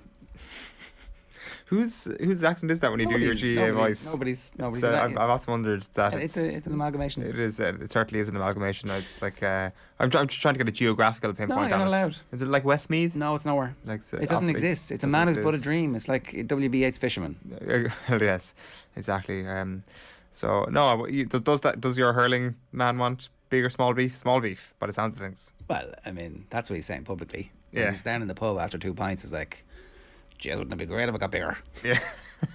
I feared for my life. Stevens, this is Enda Stevens, who was on the field when the Nottingham Forest fans went crazy. Anyway, so he's obviously hoping to represent Ireland. He's out in front of the media. Does that mean he's getting picked? Good chance of getting picked. Mm-hmm. It'd be harsh. I don't know, actually. I don't know. It's hard to know. He did get picked for ages, and then he didn't get picked for a while when he wasn't fit, and then does he get back into the team now? I'm not sure. So Paris was simply a shambles, says Kerr. I did that when I feared for my life. It was a really good headline on that. Shaken Stevens was the headline. I can't find it at the moment. It must have been on the Sun. If it wasn't, then I'm sorry. And so outrage. So who's lying now, Monsieur Darmin? 5,000 Liverpool fans testified to Paris horror, and also the 50,000 tickets, 100,000 fake tickets. 2,600 is the exact figure that has been released to the AFP. So they just lied. The authorities just lied in the aftermath of that, which is not great. And you'd have to hope that Paris is not giving stuff again until they sort that out, or until they're like, yeah, we have learned the lessons from this. Ukrainians deserve it. Tearful Zinchenko vows team will fight for World Cup spot. And Harry Maguire's been talking about bomb threats and being booed. And he says there's a line and it's been crossed. The London Times lead with a cricket story. Broad will only win back fans with thrilling cricket. And this is a great story. A Matt Lawton exclusive. UEFA has continued to employ an ethics and disciplinary inspector despite discovering that he had been reprimanded for placing thousands of bets on matches, even backing his own national team to lose. So, UEFA, they do have big cojones, UEFA. Like, in a way, you just have to marvel at how they're like, we don't care. We don't care about anything. Nothing you say will ever make us care. We are football. We don't care. They always have. Like I said, it helps when you're the son or daughter of FIFA, and you're essentially just a little subset of their culture. You're their upstart. I mean, they're a spin-off that like somehow grew to be bigger, but you're like the OG IBM, and you're looking at Apple over there going, doesn't matter, we were the originals. Or maybe you're Microsoft. Shakin' Stevens, Enda's Invader Fear. That's the headline of the day. Top of the morning to you. Anyway, Cathal Maloney's here. Cathal, what's going on? Hey lads, how's it going? Very good. We'll start with news of tennis. Novak Djokovic says he had his chances in last night's French Open quarter-final defeat to Rafa Nadal, the world number one, exiting the tournament after a loss in 4 sets at Roland Garros. Today, world number 7, Andrei Rublev of Russia takes on Marin Cilic of Croatia. That's in the men's singles quarter-finals. The other last 8 tie in the men's singles sees 8-seed Casper Ruud face 19-year-old Dane Holger Rune. In the women's draw today, Veronika Kudermetova faces Daria Kazakina, while world number 1 Iga Swiatek will take on American Jessica Pegula. In football news, it's set to be an emotional evening at Hampden Park as Ukraine play their first competitive match since the Russian invasion of the country. They take on Scotland in a World Cup qualifier playoff semi-final. Kick-off for that one is at 7:45. Wales await the winner, and they're also in action later. They go up against Poland in their First Nations League game from 5. The final Isima takes place at Wembley this evening. The winners of Euro 2020 Italy take on the holders of the Copa America Argentina. Defender Giorgio Chiellini will make his final Italy appearance in that game, while England's Nations League game against Hungary on Saturday won't now be played behind closed doors. The match in Budapest was due to take place without spectators as punishment for racist abuse aimed at players by Hungarian fans during Euro 2020, but a loophole in UEFA's rules means around 30,000 children will be allowed to attend the game free of charge. In golf news this morning, Graham McDowell is among the players in the field for the inaugural Live Golf Invitational Series in London next week. The former US Open champion will tee it up at the Centurion Club as the Saudi-backed initiative begins. Former world number 1 Dustin Johnson is also among the participants. 6-time major winner Phil Mickelson is not on the list of entrants initially, but 6 further players are set to be announced. Vicky Wall's move to the AFLW has been confirmed. The Meath star will join North Melbourne later this year, and she'll be joined at the club by Cork's Erica O'Shea, while the Munster Minor Football Championship final takes place at Porky Rinn this evening. Reigning champions Cork take on Kerry Throwan there at 7:30. And finally, there's racing at the Curragh, where the first goes to post at 5:10. All right, Carl, good stuff. Thanks very much for that. That's Cathal Maloney with us this morning at 8:52. We're going back to the Gaelic Football Championship, and I'm delighted to say the Wexford football manager Shane Roche is with us. Shane, good morning to you. Good morning. Good morning, lads. How are things? You ideally would not be talking to us. You'd be preparing for another match this weekend. What was your experience of the Tailteann Cup like? Yeah, look, the game itself against Offaly was, I would have felt it was a great advertisement for the Tailteann Cup. You know, 2 very evenly matched teams. You know, and I went right down to the wire, and you'd see that then all over the weekend with London and Sligo as well. You know, Carlow beating Tipperary. So it is a great competition. It is, you know, it is going to give out very competitive games, but I suppose for us, you know, leading into it, I suppose the organisation, the North East South, one game preliminary round, then 2-game preliminary round. New York coming into the South, even though they play in Connacht. So a little bit of I suppose, if we knew in advance, we'd be able to plan, like, for talk's sake, the day we played Offaly, we were due to play Clare in the challenge because we felt that there was going to be one preliminary round among 16 teams. So the chances of us being in that were slim. But then I suppose the week before we were told then there was going to be 2 preliminary rounds, and both of those games are coming out of the South region, which meant then that we'd gone from slim to 66% chance of playing. So, you know, that sort of stuff. But my experience for the players as well after last Sunday was very positive. You know, it's the right time of year to be playing games against the teams that we're competing against. And, you know, after the game, I couldn't have been happier with our performance. And you'd be just itching for another game against a team of equal standing. And I guess maybe this time next year you will get that extra game when they go to a group stage. Like, I mean, there's some questions about whether or not that format will work for Sam Maguire. But from what you're saying there, I presume that that's a positive step for the Tailteann Cup at least. Yeah, absolutely. The more, like, you know, I've you know, gone on record saying, like, trying to play the National League, like we played Sligo early February, you know, and it was 12-10 Sligo in Wexford Park. There was a howling wind. It was, you know, it was very poor showing of probably 2 teams that had trained hard for that game. But then you see last weekend, or you know, in some of the Tailteann Cup games, or even in our game, the quality of football, the quality of players, you know, playing that in good weather. The more football that's played at this time of year, the better, I suppose, for our players and for our game. Was it hard to pick yourselves back up after the Dublin defeat? It wasn't, actually, because in fairness, they're the most fantastic bunch of guys. You know, they really are a connected group. You know, we sat down on Thursday night and we had a right, you know, debrief, and basically Ben Brosnan summed it up. You know, Ben obviously being the elder statesman of the group, he says, lads, I've played for Wexford since, you know, maybe 2007, and we've had fantastic teams, and people, you know, laud the players that we had, but I've won Division 3 medal to show for, you know, and like, even though Wexford football was a powerhouse in maybe 08 to 2012, he had one medal, and like, this was an opportunity for us to go and get a national medal. And when that was said, it was kind of like, right, this is the way we're going, and this is how we're going to go about it. And I suppose as a manager, there was no player had come to me saying they weren't interested. They were, you know, I can just view on their behaviours, and they were, once they came back on Thursday, we spoke, went out to train, I knew we were ready to go for the Tailteann Cup, and we were really looking forward to it. And that motivation part is a huge factor, I'd suspect. So if you rewind then a couple of weeks before that, and knowing that you're drawn against Dublin, knowing that the chances of a medal in that competition as opposed to the Tailteann Cup were much slimmer, does that make that a more difficult prospect then to prepare for? Yeah, like, you know, I suppose we were absolutely delighted after the Offaly win, and, you know, I suppose then in one way you want to have a medal chance, but you also then want to compete against the best. So it's trying to merge that is probably going to be the difficult part. But for you know, we leading into the Dublin game, we felt, you know, we could give ourselves a right performance and test ourselves against the best, even though, like, we probably in the back of our minds knew that it was going to be very, very difficult to get a result. But you know, and look, it turned out that way. But yeah, like, that's the motivation for us as a group, because they're very young.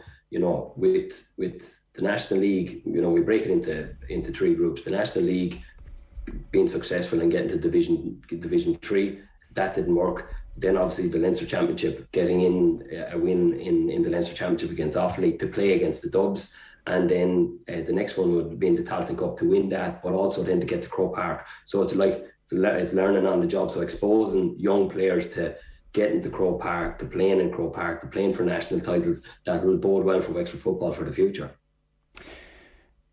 What's your view now on the merits or otherwise of the Leinster Football Championship?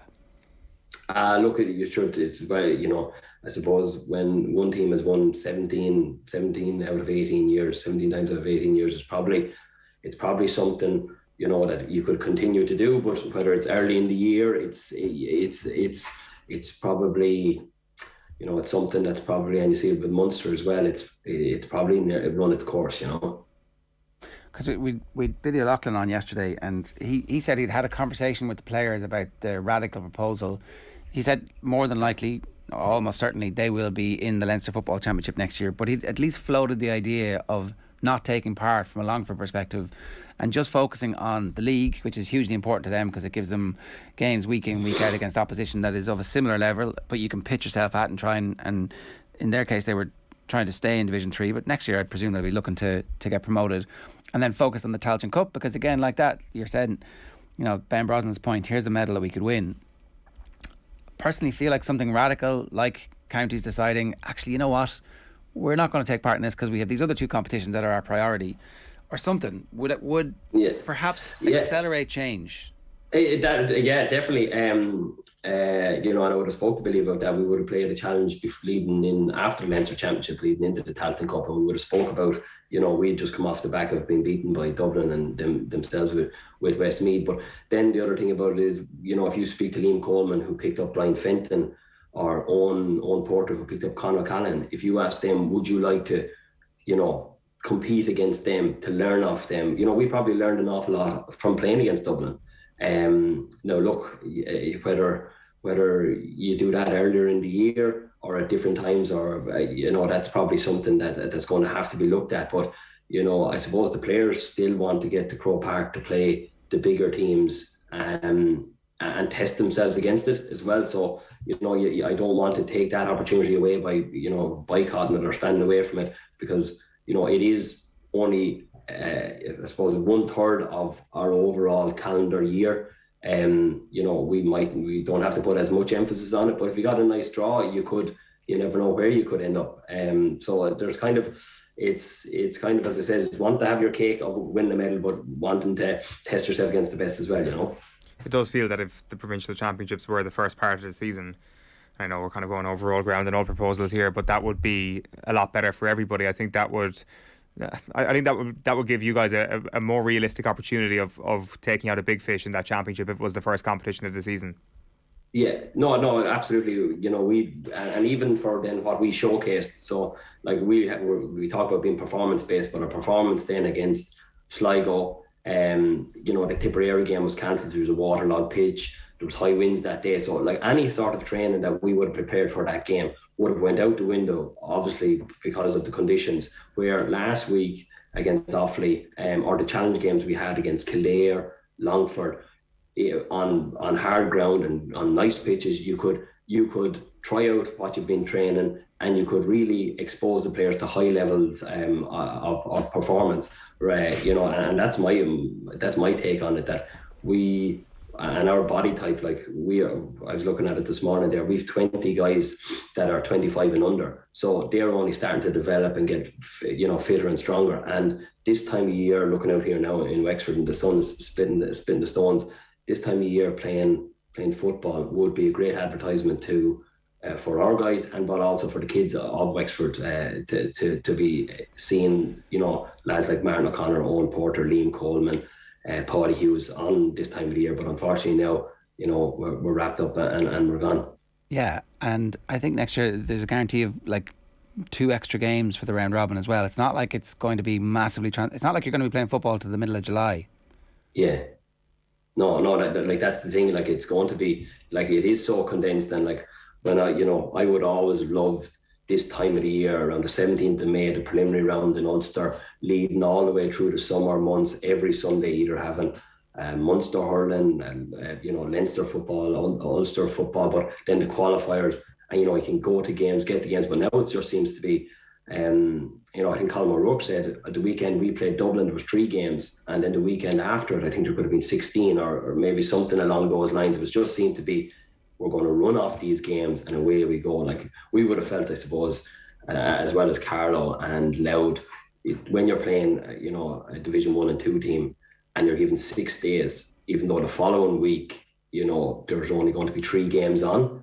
Why couldn't we? We were going to play Dublin, we're going to go compete against them, but we picked up a few knocks and bruises against Offaly, and some of the guys like Martin O'Connor, our captain, never trained leading into the Dublin game. But then I'm saying, Martin, you're picking up Kieran Kilkenny. So it was just kind of right. We'll give these lower tier teams, they get the preliminary round, and we'll run them off straight away, because they probably evidently know who's going to be the winners. It kind of brings us all back to the circular arguments of the provincial championships don't really work. They're not fit for purpose. They're not helping counties like you to develop, and they're not helping the All-Ireland potential winners to develop either. It's just this weird, anachronistic hangover from history that we had a chance to do something about and decided, no, we're happy with where it is. I look, I look at all the arguments, and I hope I listen to both sides, and not just my own opinion, but it's evident that the Anglo-Celtic Cup or Anglo-Celtic Cup in Ulster is the big one. It's the one that that the Ulster teams don't want whether to split or to give up their provincial medals, because that is up there, and I know a good few guys up the north, that to win an Ulster Championship medal is golden, and that's the big sway on probably any argument with talking about the provincials. It's funny, but Christy McKaig's in the papers today saying it's great that we won this, but the system is still broken, where we've played a bunch of Division 1 teams and nobody else has played Division 1 teams who might beat in an All-Ireland semi-final. By the time the semi-final comes around, by the time the quarter-final rolls around, Kerry are at a quarter-final stage, Dublin are at a quarter-final stage, and they haven't beaten Division 1 and Division 2 teams. Maybe Dublin have beaten Kildare, and that's about it. I suppose Meath are technically Division 2 as well. just about. Dublin are Division 2 as well, let's not forget. It's true. So anyway, look, the one last thing is your players all now go back to the clubs. Yeah. How do you make sure that you, as a group, maintain the progress that you've made? Is the split season going to work, or what are the challenges facing you as an inter-county manager now that the split season has kicked in? Well, like we also have then a split season in Wexford, so our guys go back now and they'll probably play 10 weeks of hurling. And then the next time they'll probably get football in their hand will probably be the end of August, start of September. And obviously that's dependent on Dara and the Wexford hurlers, how far they go. But we split our club season as well. And what comes first now is going to be the hurling championship for a block, and then the football championship for a block. So, what I found difficult last year was, and that was the first year we ran it that way, was players coming back that had been to a county football final, and they've played probably 16 weeks of club action, which was 8 to 9 weeks of hurling, and then 8 to 9 weeks of football as well. So like, how long do you give them for a break? So your pre-season is very limited. Your ability to do solid S&C work in what you call your off-season is very limited, and then obviously rest and recovery, because when they come back in November, December, our most important game is probably the 28th of January in the first round of the National League. Like, we would have probably put all our eggs in that basket for Sligo. We'd been away the weekend before on an overnight to Johnstown to play an away game to prep for the first round of the National League, to get off to a winner, to promote, to improve our standing in the National League standing, and that didn't work out. So I often read Jim McGuinness said, like, the best year Donegal had, they had a 16-week training or pre-season, but my lads will be doing hurling for the next 8 to 10 weeks, football then for the same, and then they'll come back in whatever shape, which is probably going to be very difficult on them as well. Yeah, okay. That is a tricky balance to get right, but we wish you the very best of luck with it, Shane. Thanks a million for joining us. Cheers. Thank you. Anytime. Shane Roche there, the manager of the Wexford footballers, talking to us about life in the Tailteann Cup. They're out of it, obviously, after defeat to Offaly. 7 minutes past 9 this morning here. If you want to get in touch with us, we'd love to hear from you. Here's what's coming up on OTB Sports Radio this afternoon. At 1 o'clock, OTB Gold is Jerry Eisenberg talking about Muhammad Ali. Coigig is Niamh Fahy. Our retro panel is the importance of Club GAA. And at 6 o'clock, it's OTB Gold. Catherine Switzer running the Boston Marathon, having to pretend to be a man because that was the rules back in the day. But what a hero she is. Follow us on all our social channels. Subscribe to the YouTube channel. If you haven't already, you're missing out, because it means that you don't get a notification whenever we go live. And most of the people who watch us are actually subscribed to us, so you could always join the herd. You can download the OTB Sports app and get all our stuff for free.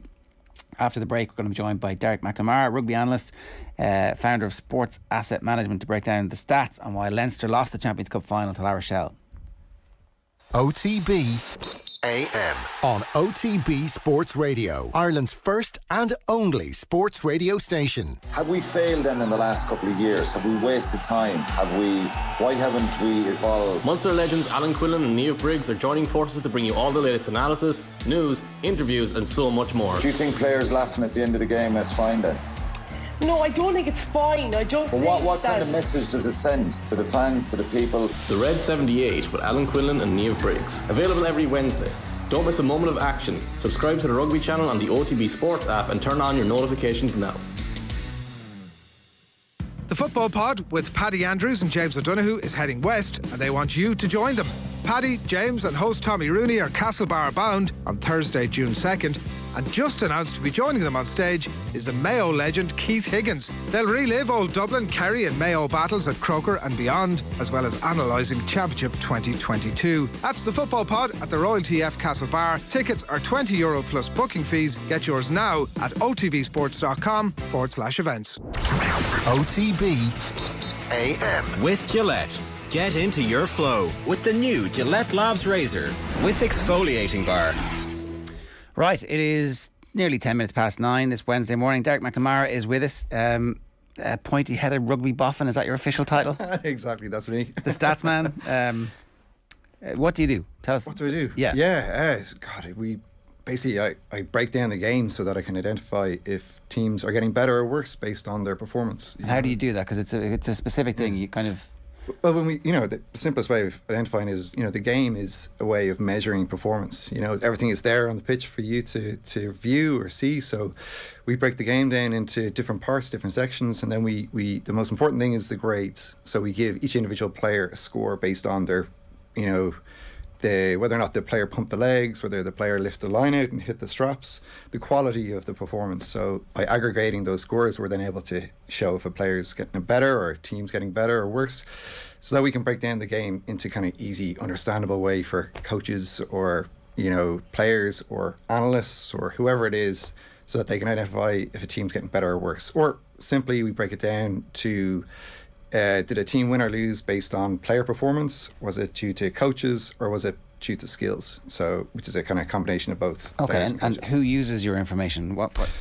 God, everybody. Yeah. So they're gaming companies, schools, clubs, professional teams, international teams.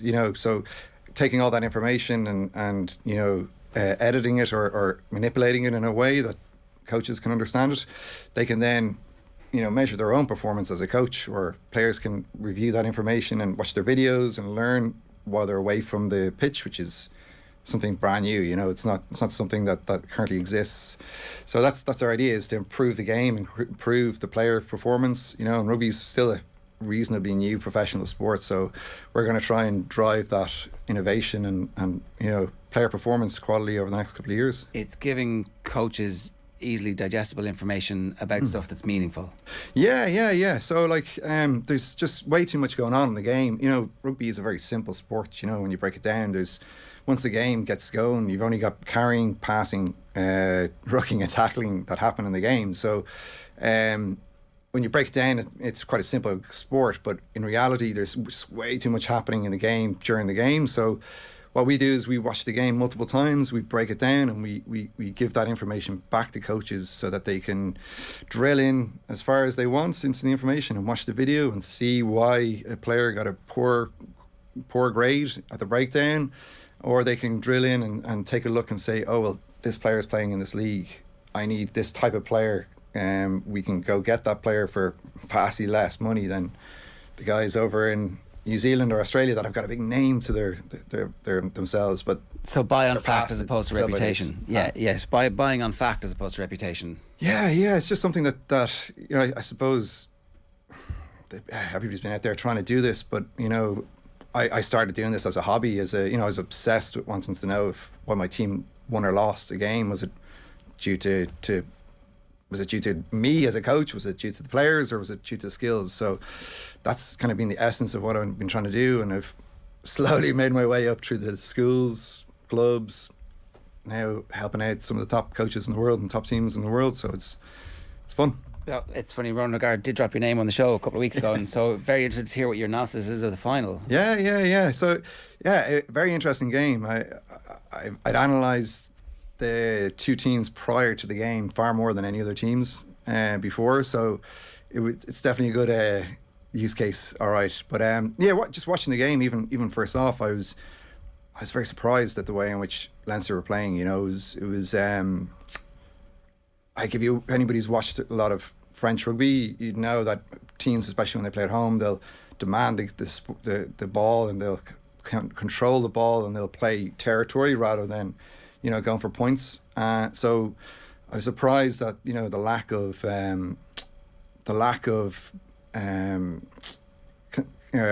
contesting Leinster or La Rochelle's ball. So that was the first thing. So I have a little stat up here.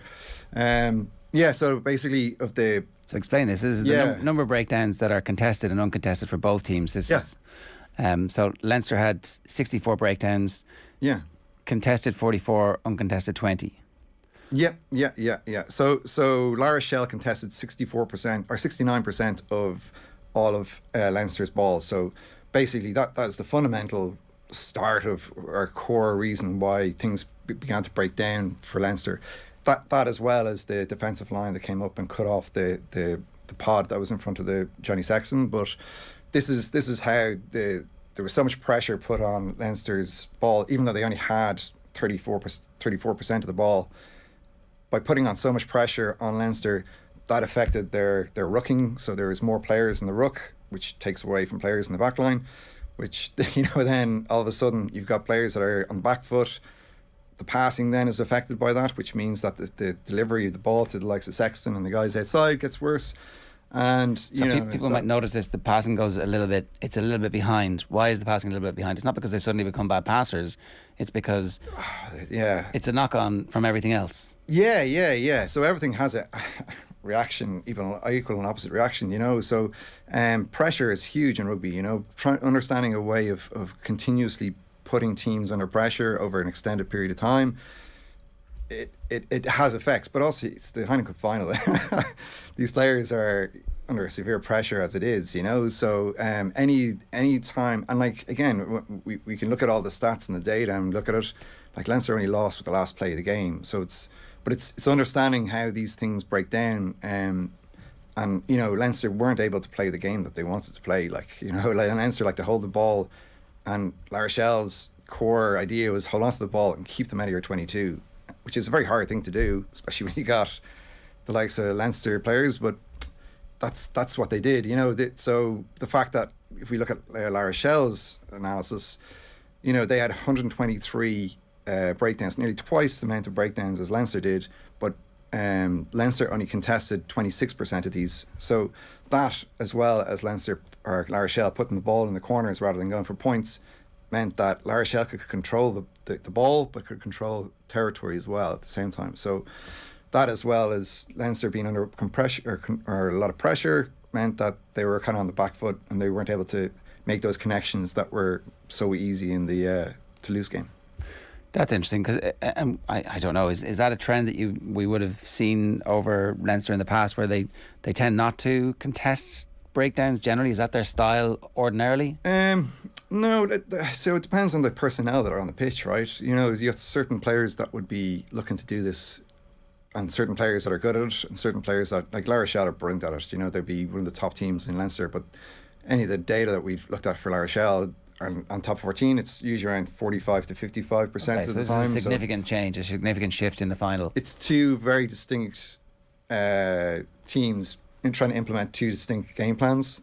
One led, like La Rochelle, was helped by Leinster. The Leinster team probably didn't have the personnel there to get that to disrupt, So, but yeah, 26% contested is definitely a game plan, or has been, and you can see it in the game. If you look back at it, you'll see that the Leinster lads are getting away from the breakdown as soon as it sets, to try and make sure that they're there for where the attack is coming from. Okay. One of the common, I guess, conversations over the last little while was about the Leinster, being Ireland, and a game plan to stop Leinster is a game plan to stop Ireland. Have you seen those statistics kind of being comparable in some way to the statistics that tend to exist in a game plan that beats Ireland as well, or is this very much specific to just what happened last Saturday? You got two distinct different types of coaches. Leinster have got the guys 80% of the time. The Irish guys only got them 20. So it's logical for the Irish team to follow what's happening with the leading team that has the most amount of players. So it's more Leinster or Ireland copying Leinster rather than Leinster copying Ireland. So, but I think the overriding factor is that the Leinster team weren't able to go to Plan B. They went to Plan B in the Leicester game. So Ronan mentioned the Leicester game and the Connacht game, I think it was. In the Leicester game, they were able to get ahead with a couple of points at the start, and they were able to then stay ahead. In Leicester, were too riled up. They made too many mistakes, So the blueprint was there, and I think we've got another stat as well showing just about trends and, Leinster's trends. So the blue line just shows this is basically showing the quality, the grades of the team from the first half through to the second half. And the blue line kind of represents how kind of Leinster's quality kind of dropped off in the second half, and that's a trend. This is over in multiple games. You can see that the quality of the team drops, which you'd expect to a certain extent with players getting tired, but you'd expect the. Can you control for the fact that Leinster, the game was over against Leicester, Yeah, but a trend is a trend. It's these are reoccurring instances in the game. So when you're looking at an opposition, you're always looking for some element of a team that falls apart or that has weaknesses, and this is a big weakness. It's reoccurring. And then once you throw back the second line is the blue line or the red line. That's the actual final.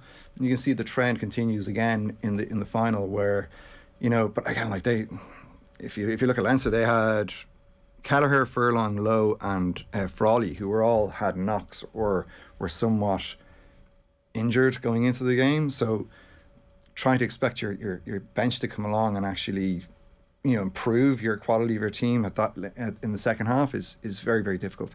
So what is the exact data here, and how are you getting that? So we grade each individual player. So we give a grade 1 to 5. Okay. So a pass, for instance, if a pass goes to ground, it gets a 2. A 3 is a pass that's high or low. 4 is a very good pass, but has something slightly wrong with it. And a 5 is a perfectly weighted, perfectly timed pass.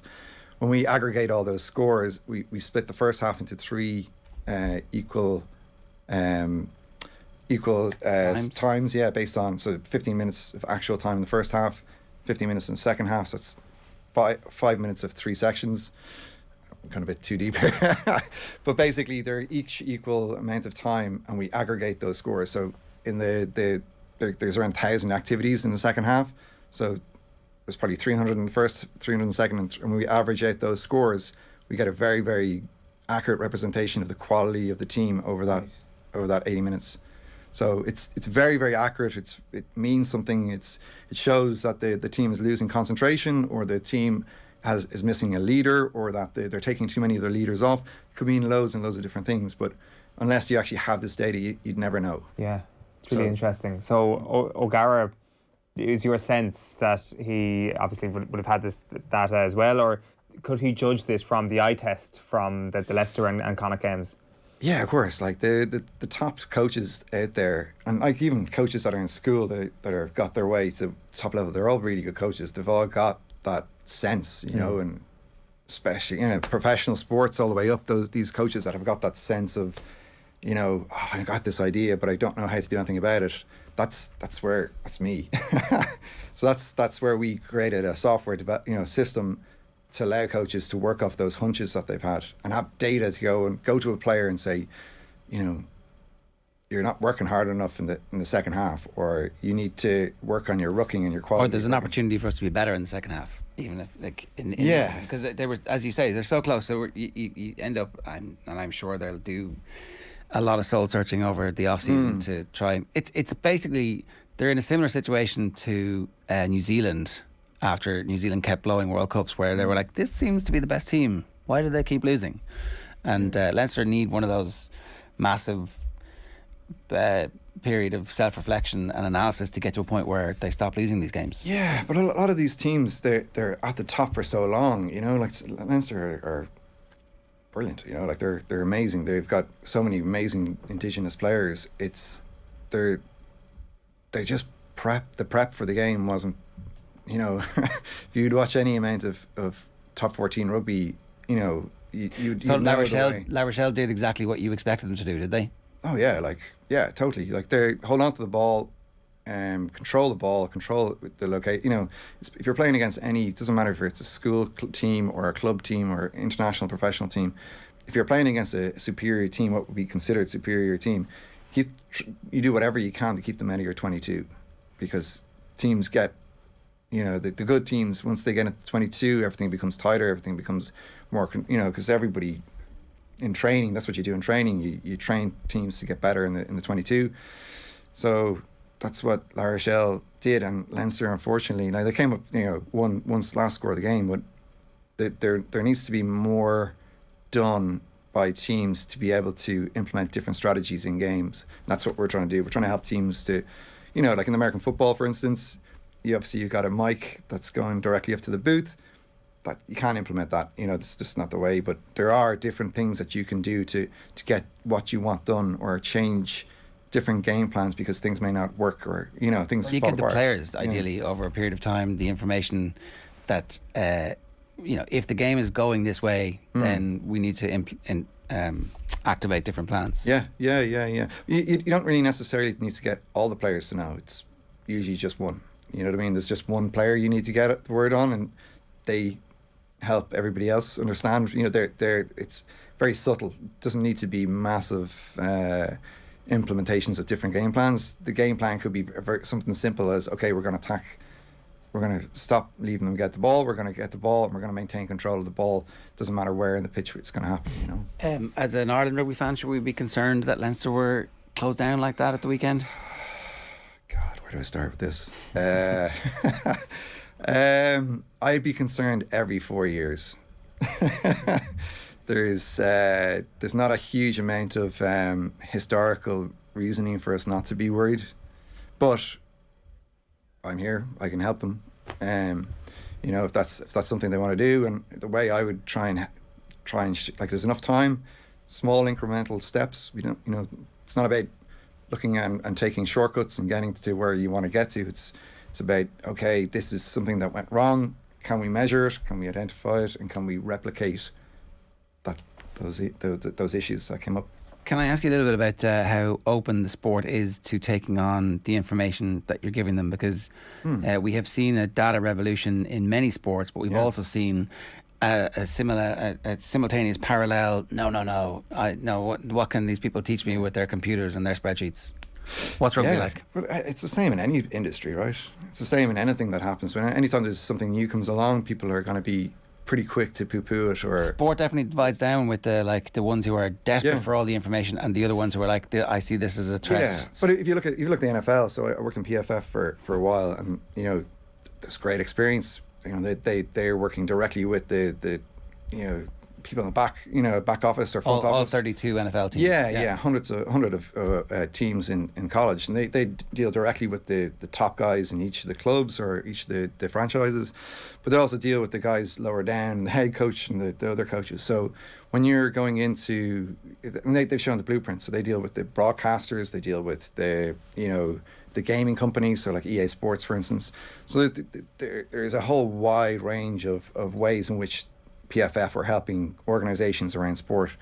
So just because it's the head coach isn't into analysis, or doesn't believe in data, you know, because he uses his hunch and he's got to that point, that's totally fine. But that doesn't mean that the guys that are coming up that are used to using phones and rely on technology to be able to tell what they do, it's a slow, steady.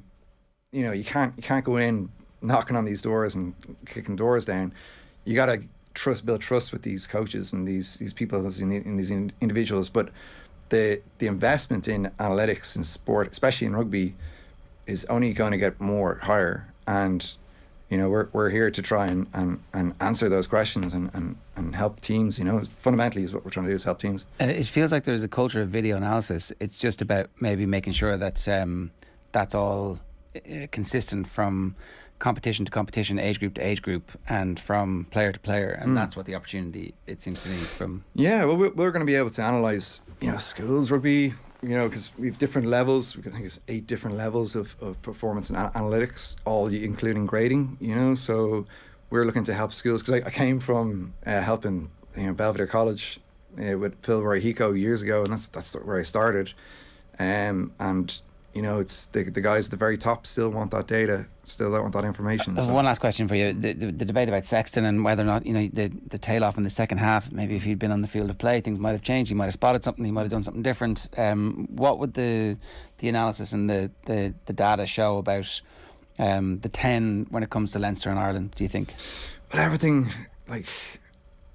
everything revolves around Sexton semi-final. So the pod that goes in front of Sexton is there to try and protect him, but as soon as that breaks down, he's just like any other 10 in reality. You know, like he is an amazing passer, amazing kicker, amazing decision maker, but he did struggle on Saturday a lot.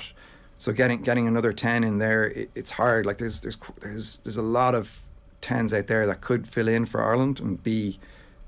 But I think in reality, we're all expecting or wanting or willing the next 10 to come through to be an O'Gara or a Sexton, and they're generational players. So he needs to probably wrap himself in cotton wool for a couple more months. If we want him to play in the World Cup, then we just play him very rarely.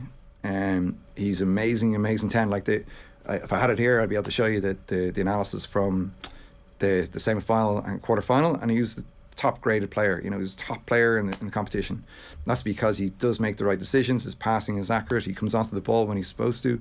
So the drop off is significant from him to the other teams. Yeah. But what we can do is we can do a comparison between Sexton and whoever is, and we can say, okay, well, this player needs to slightly improve in passing or carrying or decision making, and we can try and help that player or a bunch of players to go, okay, well, you need to work on your passing, or you're in this situation, you need to pass the ball or skip the ball, whatever it is. We can help them mirror that player, because it's not necessarily about the player that fits into the role. It's the position. It's the position on the team and their and what you want them to do. Yeah. So like, it's measuring performance based on what they're doing. So all right, very good stuff. Yeah, cheers, guys. Best of luck with it. Thanks a million. OTB AM is brought to you live each morning by Gillette Labs for an effortless finish to your day. Tomorrow, Aisling O'Reilly co-host. Owen gets to find himself in Barcelona, it says here. Is that what you're doing? That's a very strange sentence, but what are you doing? I'm going to a music festival. All tomorrow's part. Which one is it? Primavera. Primavera. Very good. Is this your first Primavera? No, first since COVID. Right. Not first. Are you meeting Graham? No, I don't know actually. Graham Hunter, if you're out there, hit me up.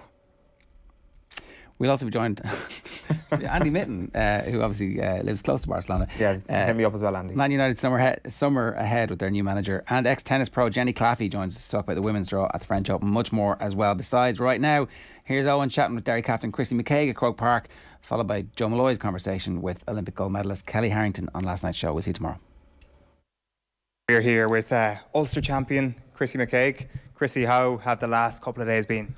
Blur, to be honest. But look, you're probably only getting a chance now to digest it a little bit. But just the whole journey this year has been hugely satisfying too. With the respect that we have for Tyrone, Monaghan and Donegal and what they have done over the last decade in Ulster, the three dominant teams, especially obviously Donegal and Tyrone. To know now that we can compete with them is hugely satisfying for a very young group, and you can always think you can compete with the best teams, and you can always hope you can compete with the best teams, but until you feel them in the white heat of championship, you never really know. And to know now that we can compete and beat them is just a massive reward for the work this group has put on. It's an unbelievable story, because you see so many counties get bogged down in being underdogs, where their belief eventually just gets totally sucked out of them. So how did the opposite happen to this Derry team? I think we've just took unbelievable energy and unbelievable confidence from our dedication and commitment to each other over the last probably 2.5 years. There's very few counties, if any, that have put as much work and dedication into their setup and into their style of play than we have. The hours we've spent together, the commitment and care we've done, the camaraderie within the group has been phenomenal, and it has not been a theme that I've been familiar with in my Derry career. I'll be very honest about it, and that's testament to not only just Rory Gallagher and his management, but also to the makeup of the characteristics of the playing group. They're mostly all very young lads who are very, very friendly with each other, irrespective of what club they come from, and so refreshing to see it, because see, when it comes to the Ulster final and you're 2 points down in an unbelievable KG game, that camaraderie and that togetherness is then tested and needed more than ever. You can talk about tactics all you want, but unless you have that, in my opinion, you don't get to see the tactical brilliance or the togetherness anyway. So so refreshing, and it's probably something that I wasn't sure I would see in my Derry career, to be honest. But it shows you the impact of a very special leader, and I believe that Rory Gallagher is that special leader. It's incredible. Can I just ask one very specific thing then? Just on fitness. You guys, like, even the very last image of the game, the amount of bodies flooding up the pitch, you could even notice it on television. What was pre-season like? What was the COVID years like for you guys? And how much work did you have to put in? And what sort of work did you have to put in? I think it's more, I think there are a couple of things there. I think you can't beat youth. And that's a big factor in fitness, of course, especially when you get to my stage. You realise that less knocks and bangs and all them things, but there's no doubt about it that I just think it's the amount of hours that we spent together. And the also thing is, yes, you can talk about the fitness and you can talk about what we've done this pre-season, but this has almost been a project that's been building for 2.5 years. So it's sort of been, the time investment has been significant, and we have an excellent S&C coach in Peter Hughes, who's just phenomenal, who understands the game but also understands the sports science as good as I've ever been part of, and I've seen a fair few good ones. So there's so many variables that goes into making a team successful, and there's so many variables that goes into taking a team from Derry that have been at the very lowest echelons of the competition now to competing with the best teams and now winning major honours. So there's no one reason. There's just a variety of reasons, and getting our house in order and getting the best people into the different roles, and it's taken so many people to make us Ulster champions. On an individual level then, has your ability to man-mark an opponent got better this year, or is that just part of the whole tide being rising this year? I think irrespective of where I play from a club, I've played a lot of years for Derry now, more than I care to remember, but I've always played most of it marking or in the full back line or whatever else. So look, there's no doubt about it with the style of play and whatever else, that and the confidence that Rory has in me to at least try and go out and mark the better players, that it's given me a boost of energy. It really has. But that I'm also energised by the age of the squad and by the energy and by the ambition that they have, because if I didn't feel that they have that, I would have had no problems pulling the pin, to be quite frank with you. So look, it's the management, it's the players, it's the collective, and that's one thing that we're very big on. The collective trumps any individual, and see when you have a group that believes in the collective more than an individual and is willing to sacrifice himself for the betterment of the team, special things can happen. Still can't believe Darren McCurry actually scored off you. I'm disappointed with that himself, but I was saying to Darren after the game, he's as good a forward as I've ever marked, and the problem is when you're going to mark Darren McCurry and Jack McCarron, good forwards are hard enough to mark, but good forwards in form are a nightmare. It's a good point. McCurry was flying going into that game. Yeah, the Jack McCarron too, and you know, Paddy McBurdy the two. Like, so it's harder to mark good players in form, but the reality is, you want to be going out and putting yourself up against the best, as scary as it is at times. But it's a hugely rewarding place to be. And as a child growing up, as somebody said, I had the opportunity to captain my county and go out and mark the marquee forwards and give my best. It's something that I could only ever have dreamed upon, and now it's coming through. And as hard a work as it is, it's deeply satisfying. Do you feel you can beat anybody at this stage? Do I feel we can beat anybody? I honestly pull no punches. I think Dublin and Kerry are a wee bit ahead of the rest at the minute, but a lot can change with the nature of the draw now, and God knows how the qualifier goes and whatever else. But I would like to think that we can be competitive with just about anyone, but there's a big difference between being competitive and beating people. So whatever happens this year happens, but I'd be hugely optimistic about the future of Derry football, with the age profile of the team, with the conveyor belt of underage coming through, that something bigger could happen in years to come. It's a big statement, because you're talking about ifs and maybes, but the reality is now I'm very, very happy with the health of Derry football, and we have to do our best now to protect this and not make Sunday an isolated occurrence, and to keep Derry at the top table, because a large part of Derry's history has been down the top table, and thank God we see that day back again. I'd say you haven't got a wink of sleep over the last 4 days with celebrations and media, so go enjoy today's nap. Yeah, definitely. Thank you. Now, very happy to say we're joined by Kelly Harrington, because she's been announced as Sports Ambassador for Dublin City Council, alongside Ellen Keane, of course, Paralympic gold medalist. And the partnership sees Dublin City Council in effect teaming up with Kelly and with Ellen in a bid to promote the benefits of sport, physical activity in Dublin.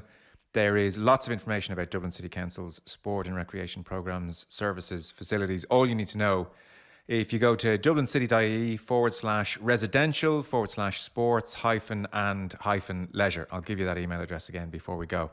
Kelly Harrington, how you doing? Great to have you on. All good, all good. Hope you're keeping well yourself. Yeah, very well. So, I don't know, what do you prefer these days? 2020 Olympic champion, world champion, European champion, Freedom of the City, June 11th, I see. Yeah. I'm looking forward to that, actually. So yeah, that's an amazing honour, you know. It's only a handful of girls who have already got women who have already got it. So to be one of the next batches, just amazing, you know. Being a treat up as well. So well, listen, my first memory of that was Bono turning up with a sheep. So I don't know, around Fairview, have you got any sheep that you're gonna let graze? We've actually, my dad's been telling people like that I've got sponsored 6 sheep off a farmer, and I'm doing a competition on Facebook to name the 6 sheep. So like that's what he's telling people.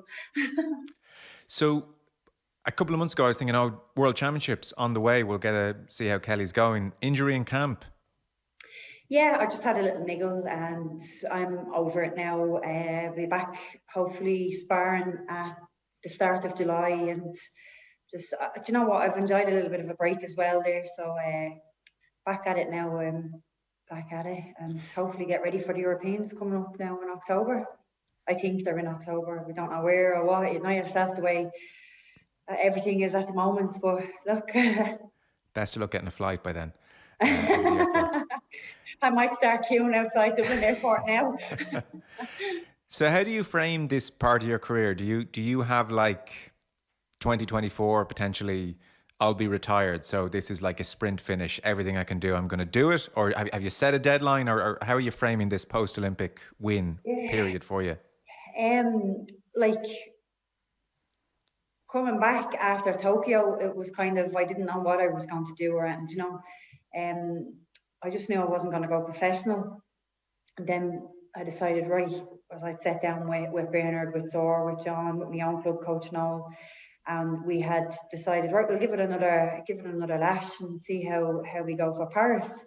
But I'm not getting any younger, neither does anybody else. But I got to watch what I'm doing now. I'm 32. I'll be 34 when Paris comes around. So I've got to be careful with what I'm doing and not overtraining as well, smart training, and picking and choosing the tournaments that I go to, and well, not me picking them personally, but the coaches, you know, doing plans and so on. So it's kind of working that way. And then next year is the qualifier. So next year is the big year.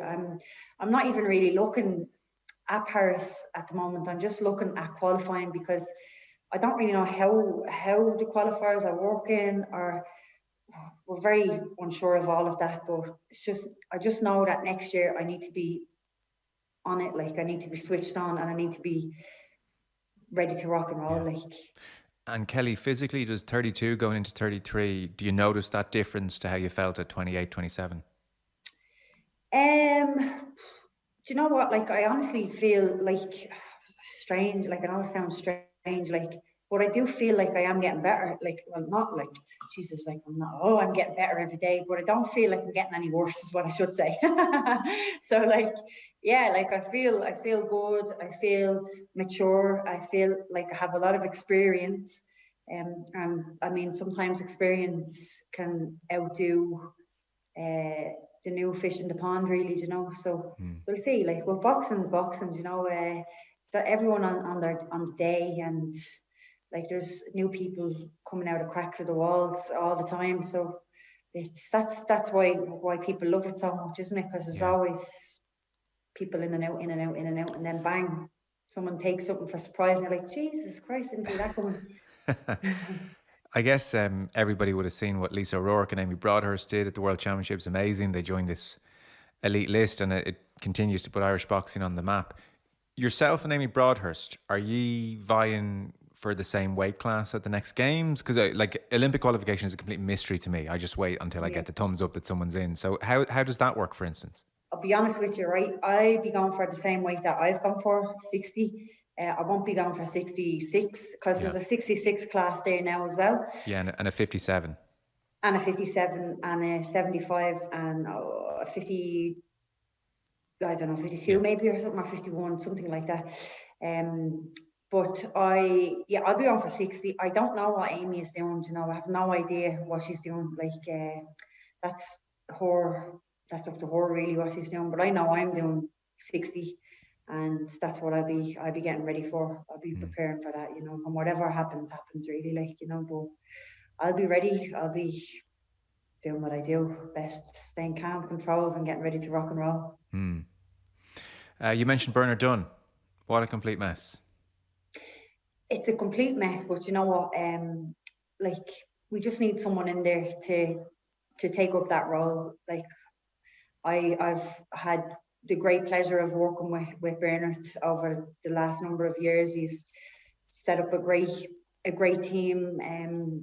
discipline amongst the whole team as well, you know. And he is missed, but got to get over it now and realise that we're going to have to move on, and hopefully they sort it out and they get someone in his position and everything else gets ironed out sooner rather than later, and we can continue on for the cycle that's next year for the Olympics, and the boxers don't suffer because of all this, you know.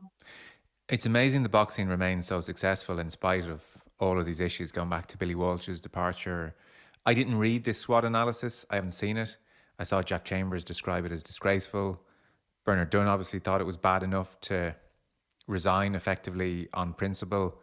Like, from the outside, I'm scratching my head thinking, how can something like this happen again? Yeah, I personally don't even know. Like, I haven't seen it. I didn't even know anyone could see it, to be honest with you. So I've no idea what is going on there. But all I know is, and all that I can vouch for, is that Bernard Dunn is a good man. What he has done hasn't been an easy task, coming off the back of Rio, then into a new cycle, and we're trying to throw in a global pandemic in there on top of that, and then to come away with a gold and a bronze medal from an Olympic Games is fantastic, you know. And like, he done what he needed to do. And so disruption again, and with qualifiers looming, it's very difficult. Do you have much like exposure to the workings of the IABA? Do you have a feel for how they go about their business and the board? Do you have faith in them, or is it very removed from your day-to-day life? It's very much removed from my day-to-day life. It's the last thing I think about. Actually, it's not the last thing. I just don't think about it. Full stop, you know. Yeah. All I know is that we are missing a high-performance manager, director in our setup, and that's it, really, you know. But it's the furthest thing away from my mind. I don't let them. I wouldn't lose sleep over it, you know. So who do you work with? Who do you train with day-to-day most often, Kelly? So I have my club coach, Noel Burke. I'd be training with him a lot, and then I'd be training with the team as well, with Thor and John and all the other coaches who are out there as well, you know. That's who I'd be training with day to day. But I do a lot of training now with my club. I'm back in my club tonight, and that's the start of my boxing back on track then from tonight, you know. Back out there. Noel's on holidays actually, but he'll be back during the week, so I'll be out there with the other coaches in the club. You said there you never gave professionalism too much thought. What was it about professionalism that you didn't like the look of? I suppose, like, the fact that I would probably have having to move away from home to take up a career, you know, that just would not work in my world, you know. That would make me really, really unhappy. And like, is that worth it? Like, is it worth being unhappy to go away? Look, let's call a spade a spade. Professional boxing is for money, right? Like, that's what it is. It's a profession. Like, it's money. It's a business. And would I like to leave to move country for a job? No. So would I like to do it for to get hit in the face with 8-ounce gloves? Absolutely not. So, like, no, I wouldn't. It just wasn't something that gelled with me. Like, I'm a homebird, and I get homesick after 3 weeks. Like. So, like, the Katie Taylor experience off in Connecticut, monastic, probably a lonely enough life, suits her and works for her. That's almost your worst nightmare. You need the hub of your world around you. Even like, it must cross your mind. That's not even. It's not. Yeah, I don't need to be surrounded by people all the time, but I need to be in my own home.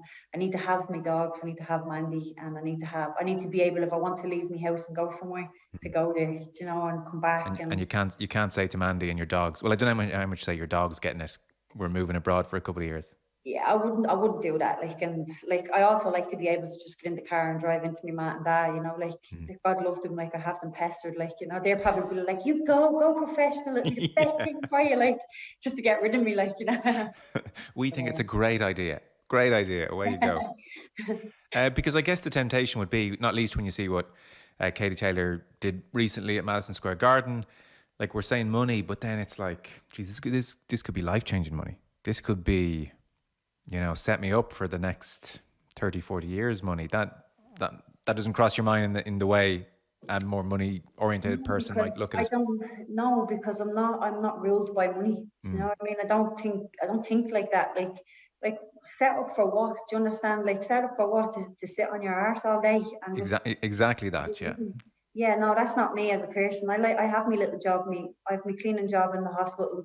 I go in there and I could do that for the rest of my life. If I win another medal in the Olympics, if I get to the Olympics, I'll still do that same job.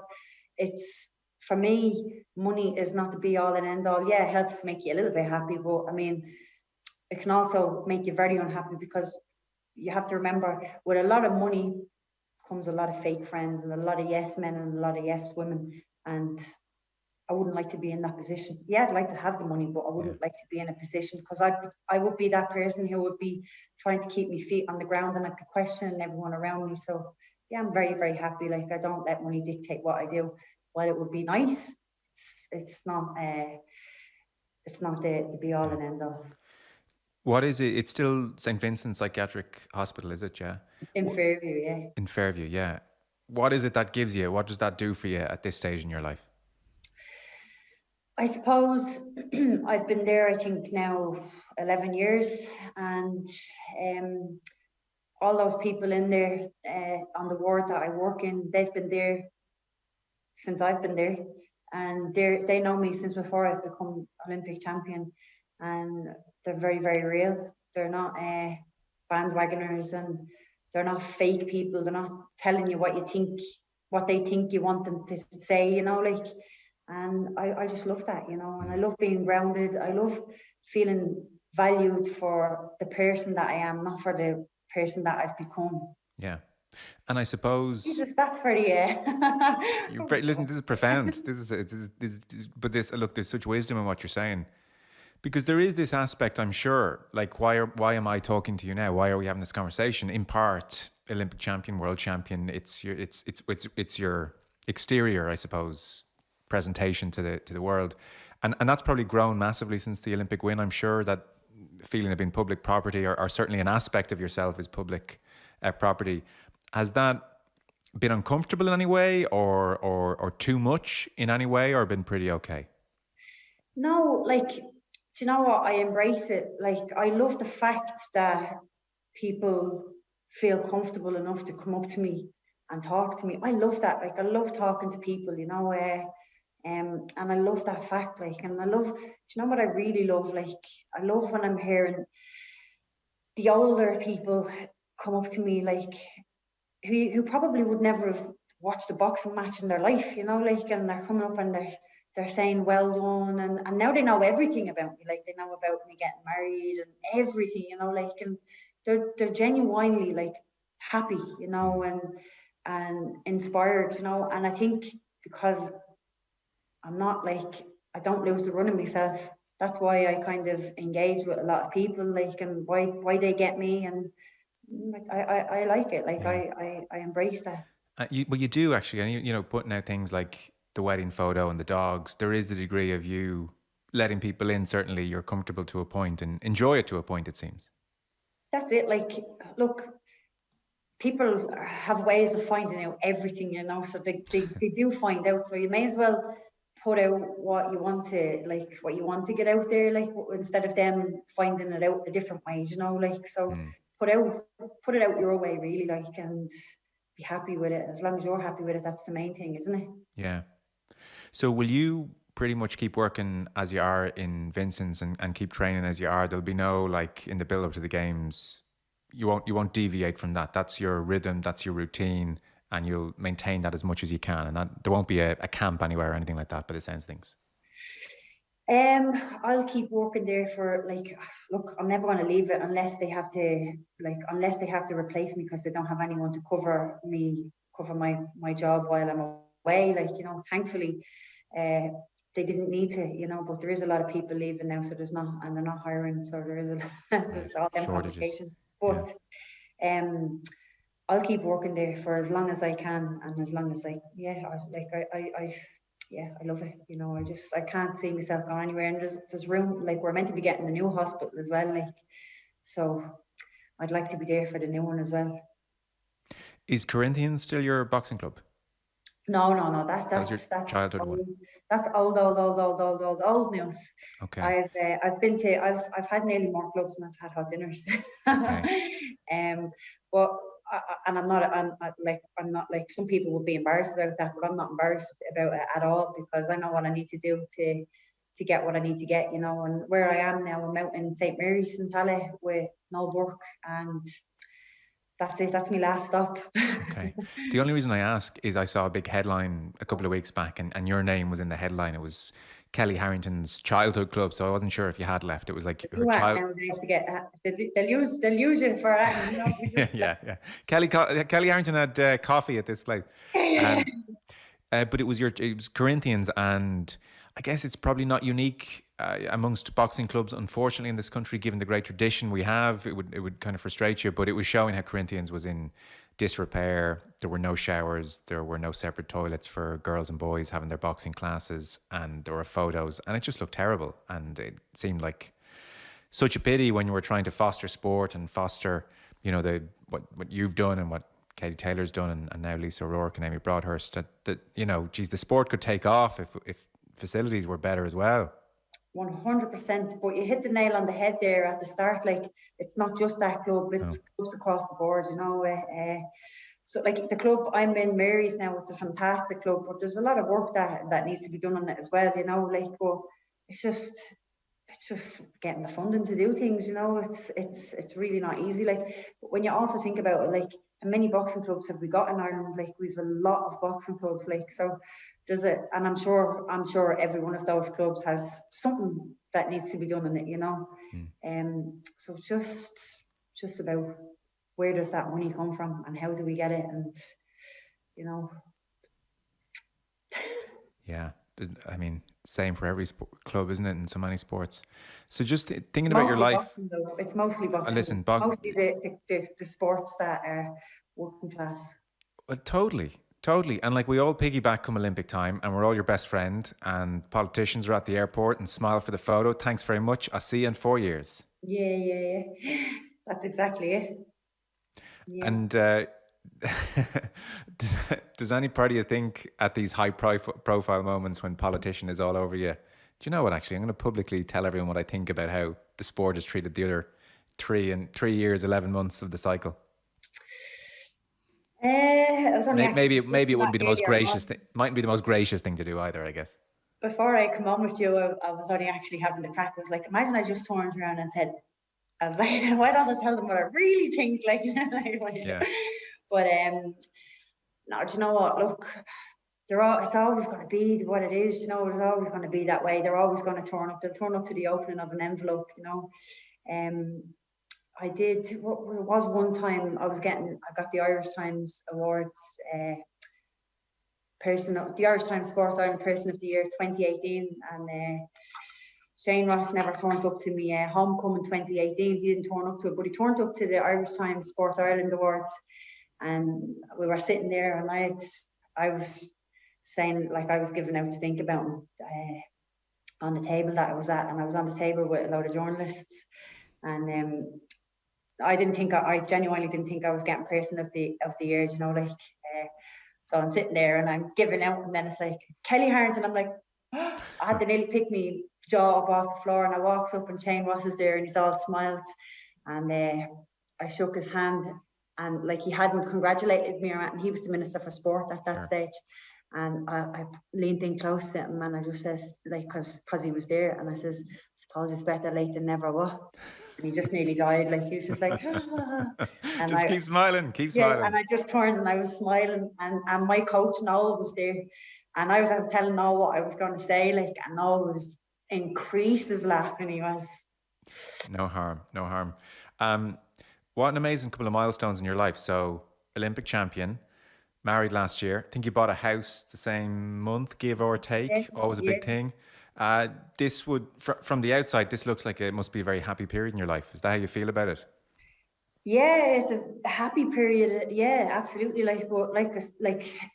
Have a personal life as well, and there's a lot going on that obviously I don't want people to know. But it's been busy, it's been emotional, it's been crazy. It's just constantly, because at the end of the day, I am a person, and outside of the Olympic medals, I want to have some kind of a life as well. But it's been absolutely incredible. The amount of stuff I've done in the last year, I probably some people probably do over 10 years. Well, I genuinely, even including the GAA players, I suppose, who have big full lives outside of their sport, but for someone who's achieved at the absolute top level internationally, I can't think of a sports person in the country who has such a kind of rich, full life around achieving these great things. And I guess that's no accident. You've kind of spoken about the importance of being more than just box every day, think about boxing every day, and I'll worry about my life when I'm 35. But that's the one thing, with athletes coming up now behind me, and even with me, I'm trying to drill at home, if you're getting any money, save it. Go to college, have a part-time job. And they're like, I can't have a part-time job. I'm training Monday to Friday. And I'm like, oh God, I can do it. You know what I mean? I've got to the top. So what's stopping you? They don't realize that it humbles them. It keeps them grounded. OTB AM with Gillette. Get into your flow with the new Gillette Labs Razor with exfoliating bar.